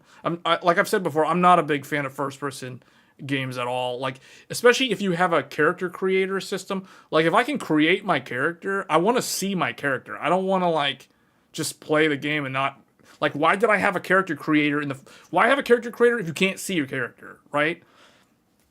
But if this is one of those games where you play as an actual, like, predetermined character protagonist, that the game basically says you play as Jack, this dude right here. So if it's just him, then who cares? Okay, it can be a first-person shooter, whatever. Or like if I don't have to see this character on the screen all the time. So that's fine, whatever. You know what? I think I have seen, just looking at the fingers, like the weird, like he's got like the tattoos on his left hand, on his left fingers, and he's fighting the Balrog or some Sauron, like some steroid souped up Sauron or whatever from Middle Earth. And he's blasting it with like some kind of cool looking Protoss psionic energy. You know, that looks kind of cool. It's not. It's not Jack. It's Jack. Yeah. Well, regardless, right? It's an actual character, not like a character creator. So there's no avatar in that case. Okay, who cares? It can be a first-person shooter. Save the world on the edge of abyss. That sounds so incredibly original in 2023. An unforeseen, not an unseen, an unforeseen. Jack is thrust into the Everwar. An endless struggle between Lucium and Rasharn over the control of magic. Guys, this story sounds like the story of Xenoblade Chronicles 3. This literally sounds like the same synopsis that was in Xenoblade Chronicles 3. It's giving you the Forspoken vibes. Forspoken 2, I can't wait to see it burn. Well, Forspoken was a third person, or like an over-the-shoulder camera angle, though. Immortals Jack and Lucium's elite Immortals must race to cover. So is it told from just his perspective? There's like, you can't see the other faction's perspective. I don't know. If the single player synopsis sounds interesting to me. This is a multiplayer game, or is this supposed to be like a MOBA or like some kind of battle arena like PUBG? What's the gameplay? Is it like multiplayer? There's a campaign, single player campaign, etc.? You got to unlock all the skills before you go on multiplayer, or you just go in multiplayer and then have no skills because you haven't unlocked anything, or how does that work? It looks interesting, man. I was talking about this like a few weeks ago. We were talking about how many cool games came out this year, but it seems like there's like so many other really good games that are coming out in the second half of the year. From the gameplay trailer, it looks similar to Doom Eternal. Okay, that actually sounds pretty good. Forspoken was already bad enough. Yeah, the particle effects might give people seizures, though. Because a lot of those, like, can you imagine the particle effects from Forspoken, but now amplified times 1,000 because of all of this stuff on the screen? Synopsis, the story synopsis sounds pretty generic, but it sounds like it could be interesting.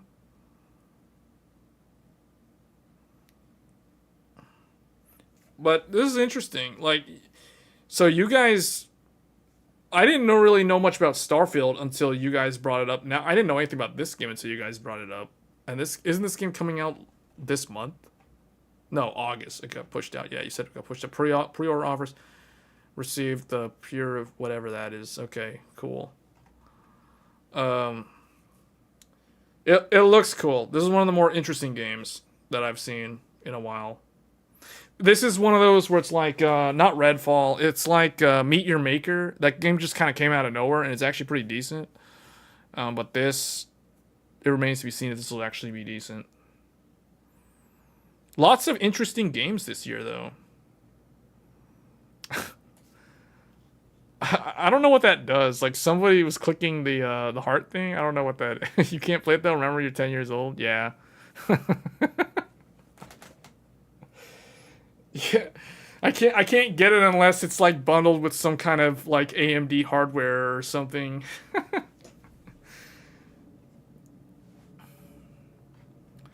Isn't there supposed to be a new Microsoft Flight Simulator, or is that next year? Because wasn't the last Microsoft Flight Simulator 2020? Yeah, I think we covered most of what I want to talk about. So now we're just kind of talking about whatever people are curious about in terms of whatever game is coming out later this year. The PC requirements on this, though, don't seem crazy to me. Assuming they'll actually load. There we go. Yeah, this doesn't seem unreasonable. 1440p 60, these two GPUs for 1440p. That's literally right where it's supposed to be in my mind. Seems like it's a little demanding because you would think that you could do something. You could run this on like a 6700 XT. and they're saying medium to high. So that means that's 60 FPS, 1440 medium to high. So it is pretty demanding on the graphics side, CPU side. They just put whatever modern processors they could come up with. Although I hesitate to say that because every time I say that, the game comes out and it's very, very CPU bound. Case in point, Jedi Survivor. Which game did... Wait, the next FS is next year. Oh, Flight Simulator. It looks the same as the old one. Which game did you pre-order? Which game did I... None? What game? I haven't pre-ordered any game. The only game that I pre-ordered was like Final Fantasy 16. That's like the one game that I pre-ordered because I wanted that game for a very long time. That was it. And it's a PlayStation 5 exclusive, so, you know, for now.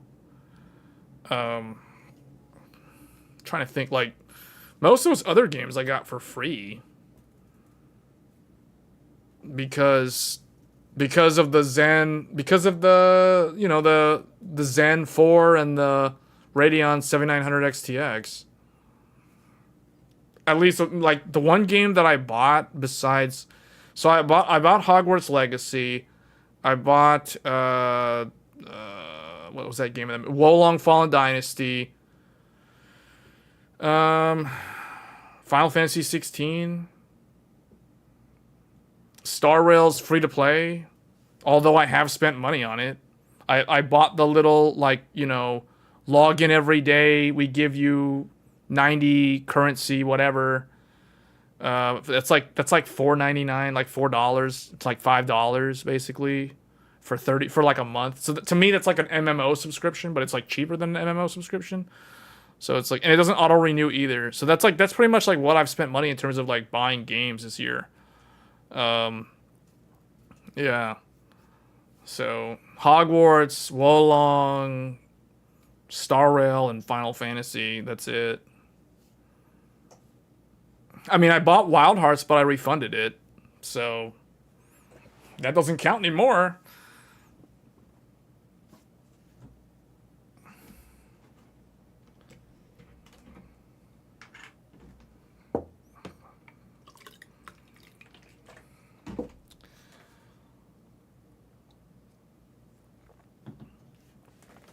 You will maybe buy Starfield if it works. You know what? I'm thinking of getting Starfield 2, actually. But I don't know if I want to buy Starfield or if I want to buy an AMD part that gives me Starfield. That's the thing. Because the thing is, you can also, like... The way I see it is... You could buy the AMD part, get the game, and then you can, like, sell the AMD part to a friend or somebody. You know, like... And you eat the cost of some of that.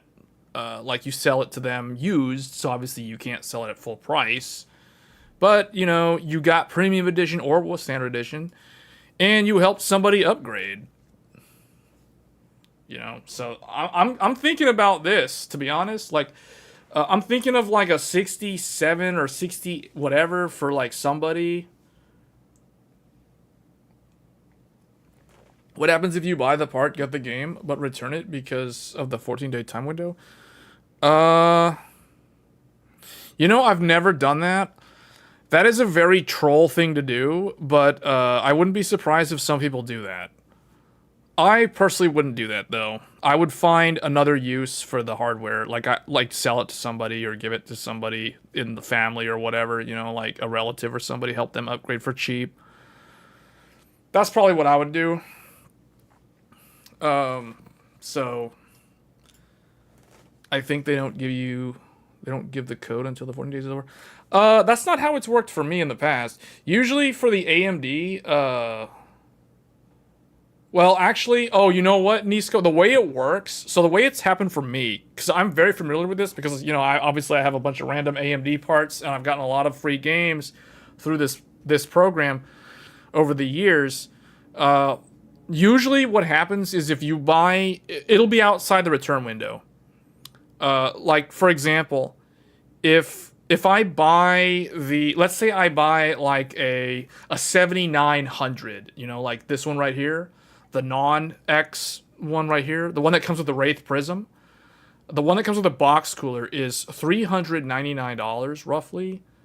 Like, I'd buy that, and then what I would do is I would like sell that to a relative or a friend or somebody and help them like upgrade their PC or whatever. And then I won't get the game until like the game is available. So usually the way these AMD programs work is shortly after the game comes out, the program doesn't stay in place for very long. Like, if you notice, AMD changes up their game offerings quite often. So like so for example, I got The Last of Us Part 1 free because I bought the 7900 XTX, the Red Devil. You remember? So, but the thing is, I bought that graphics card way back in December of last year. The Last of Us didn't come out until the middle of March of this year. So by the time they sent me the game code, because they don't send you the game code until the game is out. So when the game came out, I was like way beyond the return window. So that's usually how it works. So my guess is that when Starfield comes out, like this AMD bundle will exist for like maybe half a month to a month of the game being released, and then that program will just expire and it'll go to something else. That's usually how they do it. That's how they kind of minimize the likelihood of somebody buying an expensive piece of hardware and then just returning the hardware and then just getting the game for free. So they mitigate it by making the program, like they basically pre-sell you the game with the hardware, but then you don't get the game until the game comes out, and then by the time the game comes out, most likely you can't return the hardware anymore because it's outside the window. That's how it's almost always worked for me. Like I'm trying to think of a time where I bought an AMD GPU or something where I could actually still return the GPU and it's within the window of me getting the game.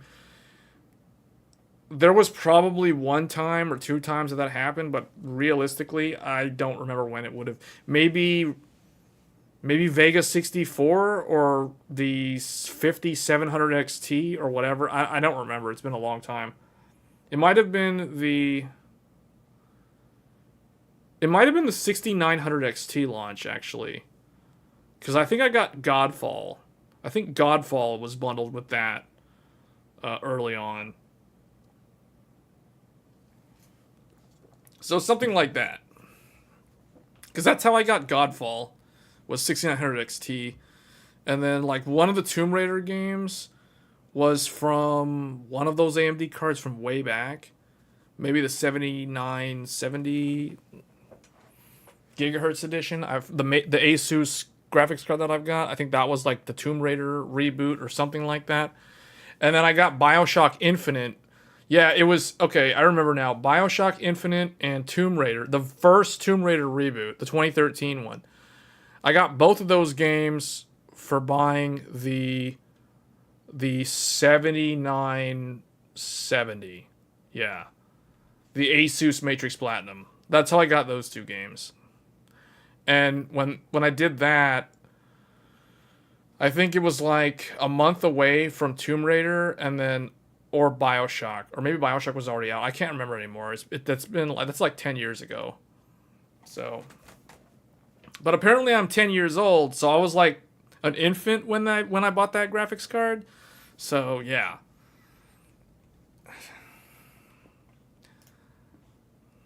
But yeah, this seems like a interesting way to go. Like that's the thing, because like the easiest thing to do is like buy a 6700 for somebody that you know or whatever, and then like, you know, or offer to like split the cost or help subsidize somebody's upgrade, I guess, and you get the game for free. I don't know. However you want to do that. So that's what I would do. That way I could get like the $100 premium edition with technically not really having to pay too much for it. Or even almost getting it for free.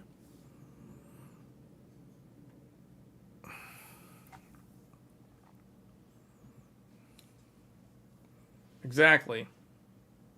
That's what it's all about. All right, yeah, well, I guess, I mean, I think a lot of people are looking forward to Starfield. I mean, it's sounding like Starfield's going to be more interesting than Immortals of Aveum. But you guys have me curious now. I want to see what the gameplay of this game looks like. Because apparently I'm not old enough to watch this. so, uh, I think that covered everything that I wanted to discuss. Was there anything else that I had on the list? Oh, Zen 5. I talked about Intel, Raptor Lake Refresh, Starfield. Oh, Stable Diffusion works on AMD, guys. Like, if you just saying, like, that was the last thing. So, you can actually install, and the thing is, originally you had to do this on Linux. Now you can do it on Windows, which is really cool. So, you can actually run a forked version of Stable Diffusion web UI that utilizes DirectML. For those that dabble in AI, because I think somebody, I can't remember who, but there was one of the streams, probably not last week, but it was the week before. I think someone was asking me about AI. I think someone was asking me about it earlier in this stream. But like AI for helping you do work with the PC, this is more of like how to leverage machine learning to generate content, is what this is. And historically, up until recently, it's all been done using NVIDIA because NVIDIA GPUs have CUDA. But like I said before, it was only a matter of time before this starts permeating out enough and then AMD gets support, because it just ends up happening due to the nature of the market just being flooded with all this AI development. So now you can actually install Stable Diffusion on Windows with a Radeon GPU. So the way it works is you basically install Python, because all of the Stable Diffusion, at least the ones that I know of, they're all using Python as the programming language at the core. And then you can, typically the way it works is it's going to leverage CUDA, but because this is going to be running on an AMD GPU, there is no CUDA. It's all just Radeon. So you basically, what that means is it has to do the machine learning on the shaders of the Radeon GPU. And that is exactly what this fork of Stable Diffusion does. So it's actually quite interesting because it allows a 7900 XTX to basically perform the same as a 4090 or a 3090 Ti or 3090, any of the 24 gigabyte graphics cards, because that VRAM is very, very useful for these type of workloads. Usually when it comes to machine learning, you're almost always limited by not just the amount of shaders and the tensor cores, but primarily the video memory. The video memory is what will determine how long it will take to render something, in addition to how high the resolution can be. Because if you go low res to generate some kind of content, if it's low res, you don't need a lot of VRAM. So then it's shader or tensor core limited. But if you want to go high resolution, all of a sudden the video memory becomes the bottleneck. And that is the reason why this fork is really useful, because it allows someone to use, like a 16 gigabyte 6800 on the cheap, or a 24 gigabyte XTX. So it's really nice to see that. I might do a video on this in the near future. I have this installed and up and running. I ran into one snag. The one problem that I ran into installing this, and I figured it out, was I had my 3090 Ti GeForce drivers still installed on the PC when I installed this, but I had the AMD XTX in the PC physically. So what ended up happening was I kept getting these weird errors saying that it was like no CUDA cores detected, GeForce driver is detected, and then it would attempt to run. So what ended up happening was it was taking me like several minutes just to generate one image. And I found out what it was doing was it was running off of the Ryzen 7950X. So it was actually using the CPU to generate the images, and I was like, wait a minute, that's not how fast, that's way too slow. And I could hear my Noctua ramping up the fans. I open up Task Manager, and sure enough, all 32 threads are pegged at 100% load, as though I was doing a Cinebench R23 run. So I ended up going to control panel. Yeah, Nisko's saying, told you not to mix the drivers. Yeah, in this scenario, you do not want to have drivers from both vendors on the PC. So basically, I opened a control panel, I uninstalled the NVIDIA drivers, and then I had to reinstall Stable Diffusion, and then when it reinstalled, it didn't detect any NVIDIA driver, so it ignored the CUDA flag, set that to no, do not use, and then it went direct ML, and then it worked properly.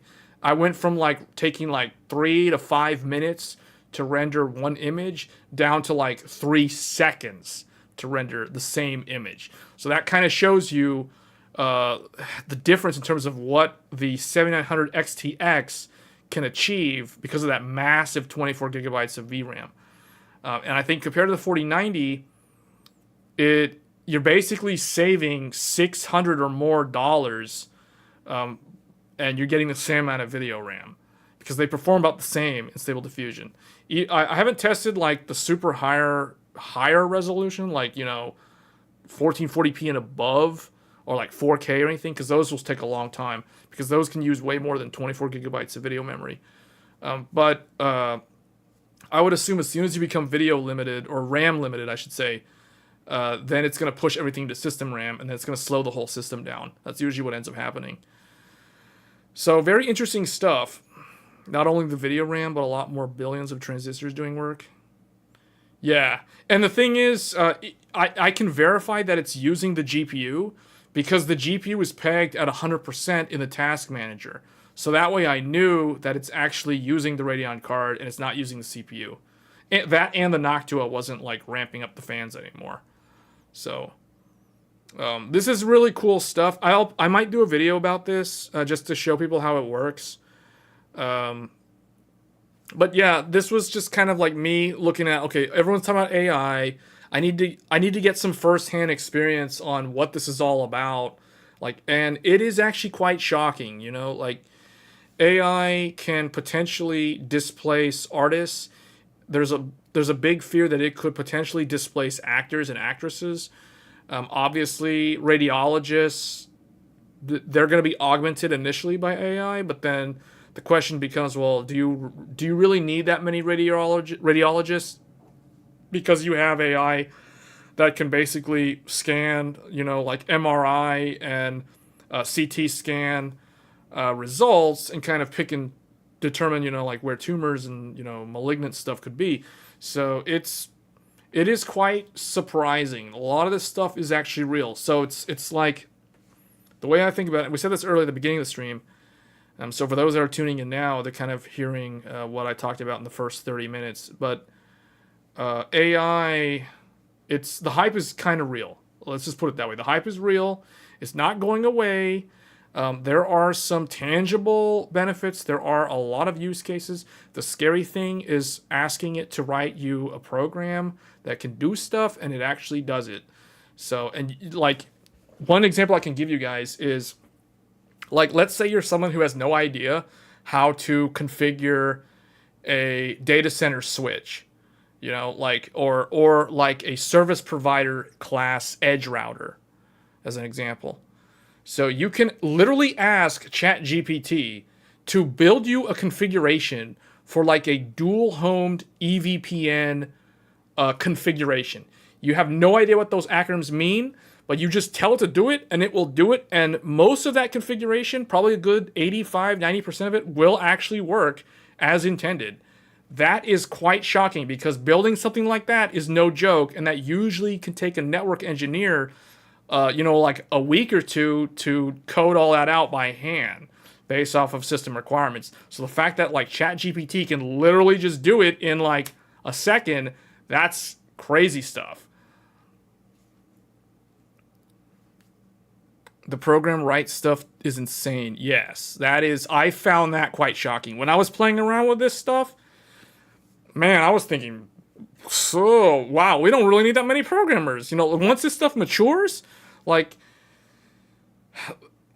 part of me thinks like you're still gonna need a lot of programmers to debug and fine tune it. But after you get past that initial like first couple of generations, then the question is, well, do you actually need to have that many programmers on staff?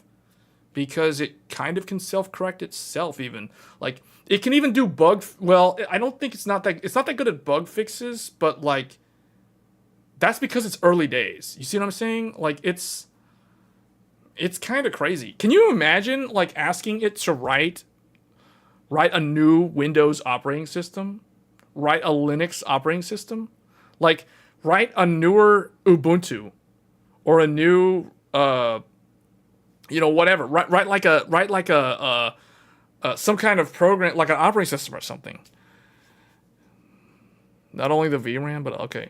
Program write stuff is insane, and just telling it to edit something to work in some manner, and it just does it. Yeah. What if I ask it to solve the CAPTCHA though? Yeah. Someone will write better OS. Microsoft will hate this day. Well, the thing is, Microsoft, it's not that Microsoft is hating on this. I can guarantee you, every technology company, every tech company right now is heavily looking into how they can leverage this from a monetization business standpoint.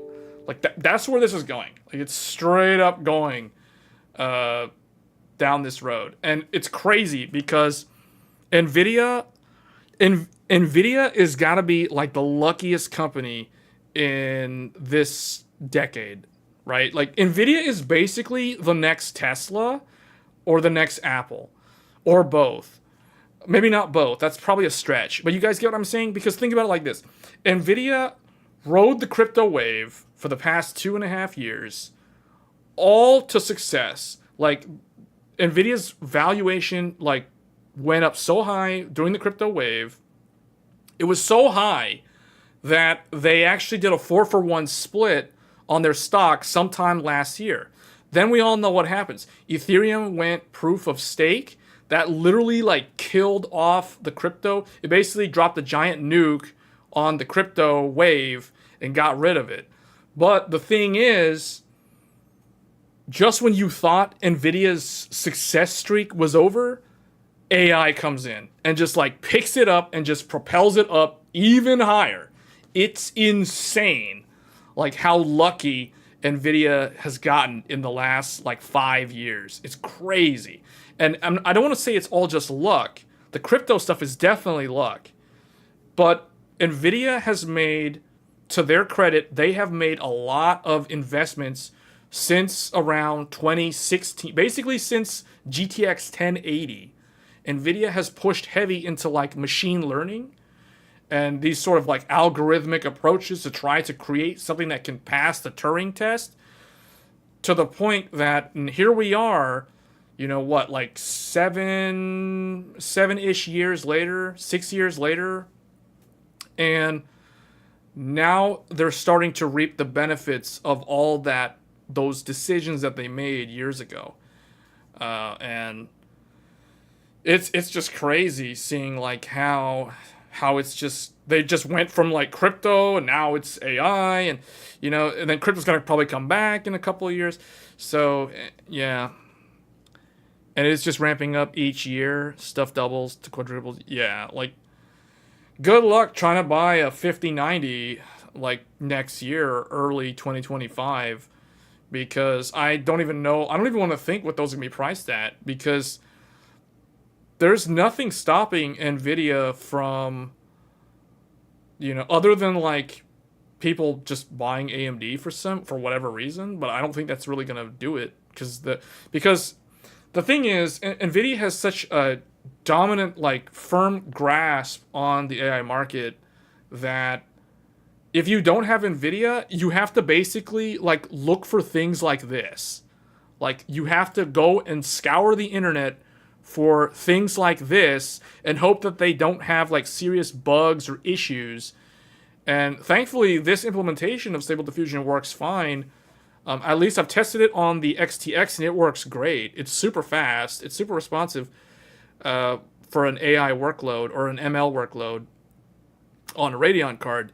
So that's a good sign because we really do need competition in this space. Otherwise, you know, NVIDIA is basically just going to say, like, all the super high-end enthusiast GPUs are going to be for AI, and if you want them, you have to pay $3,000. Basically, you'll have to pay, like, Threadripper Pro pricing for those GPUs in the future. And if there's no contest between NVIDIA and either AMD or somebody else when it comes to ML and AI. And no one's going to be able to stop them. Gamers are going to complain. They're going to protest. But at the end of the day, you know, like all the people arguing on Reddit about how bad and mean and how NVIDIA like betrayed gamers, what do you think they're going to do? They're going to complain and whine and basically bash NVIDIA, but then what are they going to do? They're going to get up and they're going to go and buy an NVIDIA graphics card. They're going to go and buy a 5060 Ti instead of like something else, right? Like they're not going to buy Battle Mage. They're not going to buy AMD's 7,000 or 8,000 series GPU, whatever it ends up being, RDNA 4. They're going to go and buy an NVIDIA card, and as long as people keep doing that, the same habit, it's left unchecked, and that's what we're going to have to deal with. We're just going to have to deal with more expensive GPUs, especially if you're an enthusiast, and they're going to segment it where high VRAM goes to AI and low VRAM goes to gamers. That's basically what's going to happen. And the reason why they have to do this is not that they want to do this. They have to do this because they have too many customers buying their GPUs for AI, not for gaming. Like they have a demand for the gaming, but then they also have the demand for the AI. This is what I'm saying. Like remember, the reason why the 30 series was so overpriced for the vast majority of its lifespan was because you had a pandemic supply shortage coupled with massive demand from crypto and massive demand from gamers. You literally had like three things that basically made that what it was. Now you don't have supply shortages, although technically you do. People aren't aware of it, but you do. Because everybody wants to build stuff off of TSMC. It doesn't help that Intel wants to build Battle Mage off of TSMC instead of their own nodes. So that's just going to cram and like congest that pipeline even further. And then, so what is NVIDIA going to do? Well, they're going to raise the prices. They're going to raise the prices even more because they know that they can sell like 4090, 4090 Ti, 5090, 5080, whatever, to the ML AI people, and they're going to be more than happy to buy them because they got all the money to throw at them. And then meanwhile, the gamers, they just want to like upgrade their ancient 2060, and it's like they're stuck buying an 8 gigabyte GPU for $500 or something, or $400 minimum.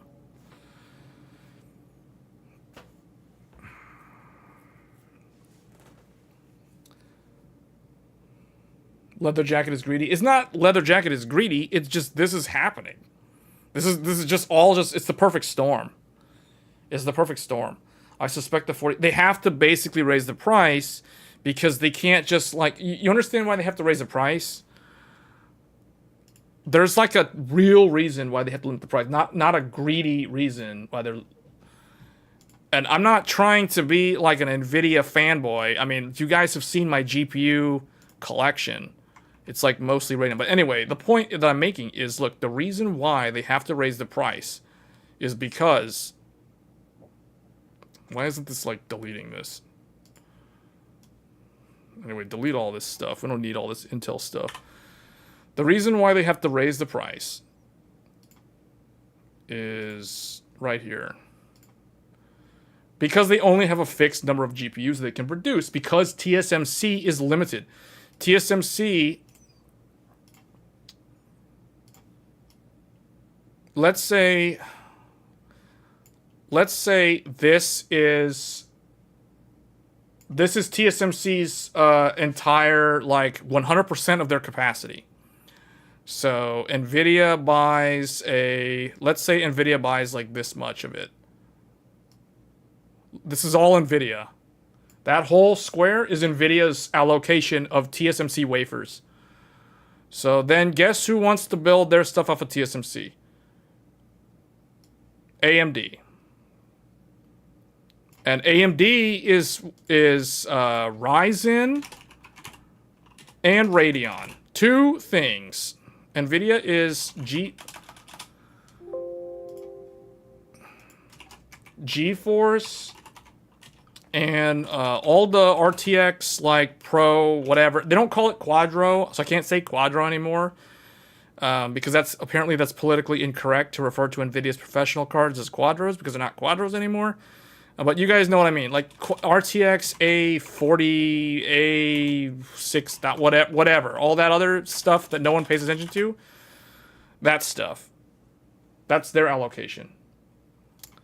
Then we've got Sony. Let's do Sony. Sony's in here. Like, you know, they're there somewhere. You got Microsoft. None of this stuff counts to AMD, guys. This is all, like, Sony and Microsoft. Microsoft and Sony have their allocation. And then guess who has to have their allocation? We're going to do these guys in pink. Actually, no, we're going to make them purple. Apple. All those iPhones. All those iPads. All those Mac Pros. Mac laptop. Whatever they call that stuff. iMac. All that garbage. Leave it to Apple to, like, shove all that stuff in there. So you've got all this stuff. So basically what I'm saying is, and then you got everybody else at the top, which includes Intel. Intel Arc. Don't forget Intel Arc. Hold on. Intel Arc. We can't forget about them. They're literally a straight line because no one cares about them. So they're a little straight line. Intel. All that other stuff. So basically, you know, this is TSMC, right? This is everything that TSMC can make in one fiscal year. So what that means is because the bottleneck is the supply of TSMC wafers, what that means is prices have to go up. They have to go up because they only have a limited number of things to sell. They can't just, like, sell all their cards to gamers because people want to buy it for AI. So what do? They raise the price on the AI stuff. People still buy it, so they have to raise it more. People still buy it. They have to keep raising it until there's a breaking point where people start slowing down the amount of time that they're buying these things. Same thing with the gaming stuff. If the gaming stuff was like $300 for a 4060 Ti or whatever, people will be buying that so fast. So no, they got to make it 400. You want 16 gigs? Now you got to pay 500. You know what I'm saying? Like, if you want a 4070, you thought you could get a 4070 for $400? No, you got to pay $600. You want a 4070 Ti for $500? No, you have to pay $800, etc. And then it just stretches out even more as you go up the stack. It basically looks like this as it goes up the stack. You have 4060, 4060 Ti, 4070, 4070 Ti, 4080, 4090, 4090 Ti, etc. It just keeps going all up. They spread out more. You have like a $200 differential, and then it stretches to a $400 differential as you go up.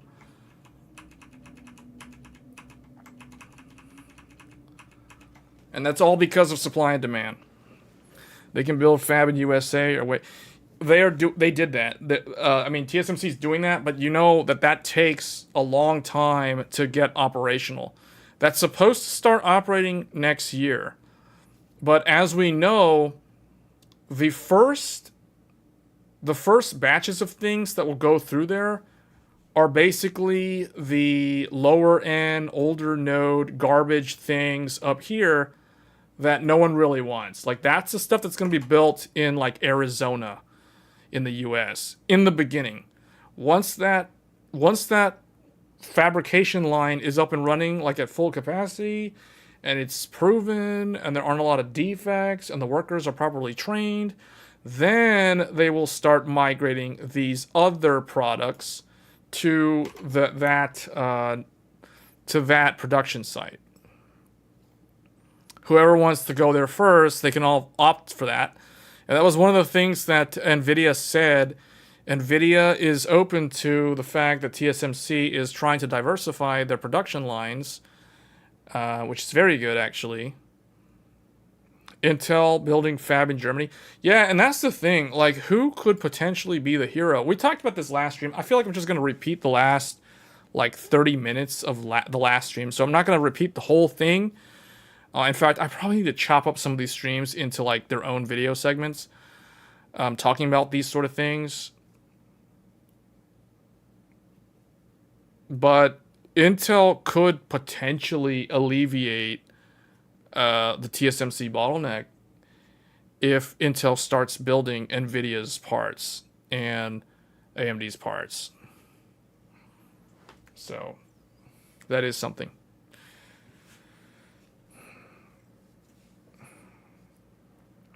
Okay. All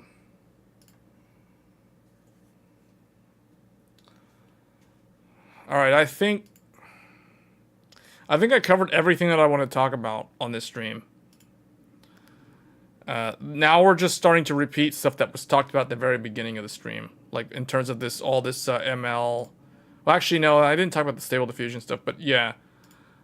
So it's a good thing when you have options. Let's just put it that way. It's not good to rely on a single company to build all your stuff, aka TSMC, and it's also not good to rely on a single company to develop all your AI applications. Also ARM. Yeah, I mean that's in the other group. We didn't get to play anything again, unfortunately. Yeah, I know. Oh well. I feel like most people pay attention to me when we're talking about this tech stuff anyway. So. Alright, well, I mean, that was an interesting stream. I don't know what I'm going to do with this. I might actually kind of, like, turn some of this stuff, some of these topics about AI, I don't know, into, like, YouTube clips or something that become their own video. I haven't done that in a while.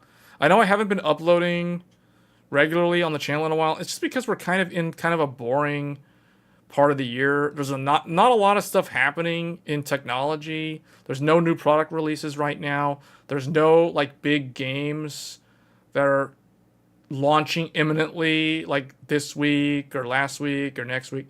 So I'll have to look into that one game, Aveum, whatever, and see if that's worth looking into further. But anyway, that's going to be it for this stream. Thank you all for watching, and thank you to the new people that subscribed. I know we got some subscribers while I was live. That doesn't really happen that often. Because most people, I was looking at my YouTube analytics, most of my viewers are not subbed to the channel. That's why my sub count looks really, really low, but I do have a lot of viewers that just aren't subbed to the channel. It's like 98% or 98.5% of my viewers are not subscribed to the channel. And I don't know if that's because I don't nag people to hit that like button, hit that subscribe button. I don't say that in my videos. I've been thinking whether or not I should actually do that. I don't like to nag people to do something. I feel like if the content's good enough, if it interests them, then they will automatically subscribe to the channel. So, but maybe I need to do that because no one seems to want to subscribe, and it doesn't really help me in terms of, like, getting the view count up. So, yeah. Well, I'll try to upload more in the future, and yeah. You weren't subscribed. Someone keeps hitting that button, that heart button at the bottom of the screen. I don't even know what that's supposed to do. I don't know what it does, but apparently it can show, like, other people clicking on it.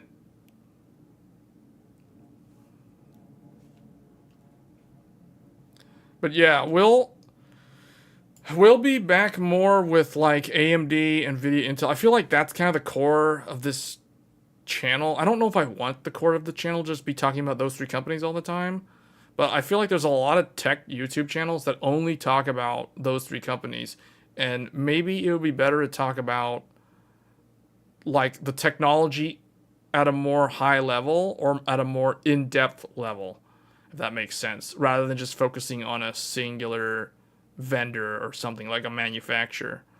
So we'll see. I'm going to play around with some different ideas in terms of future content on this channel. So hopefully you guys find that interesting. But anyway, that's going to be it for this stream. Once again, thank you all for watching, and I will catch you guys in the next one. Thanks.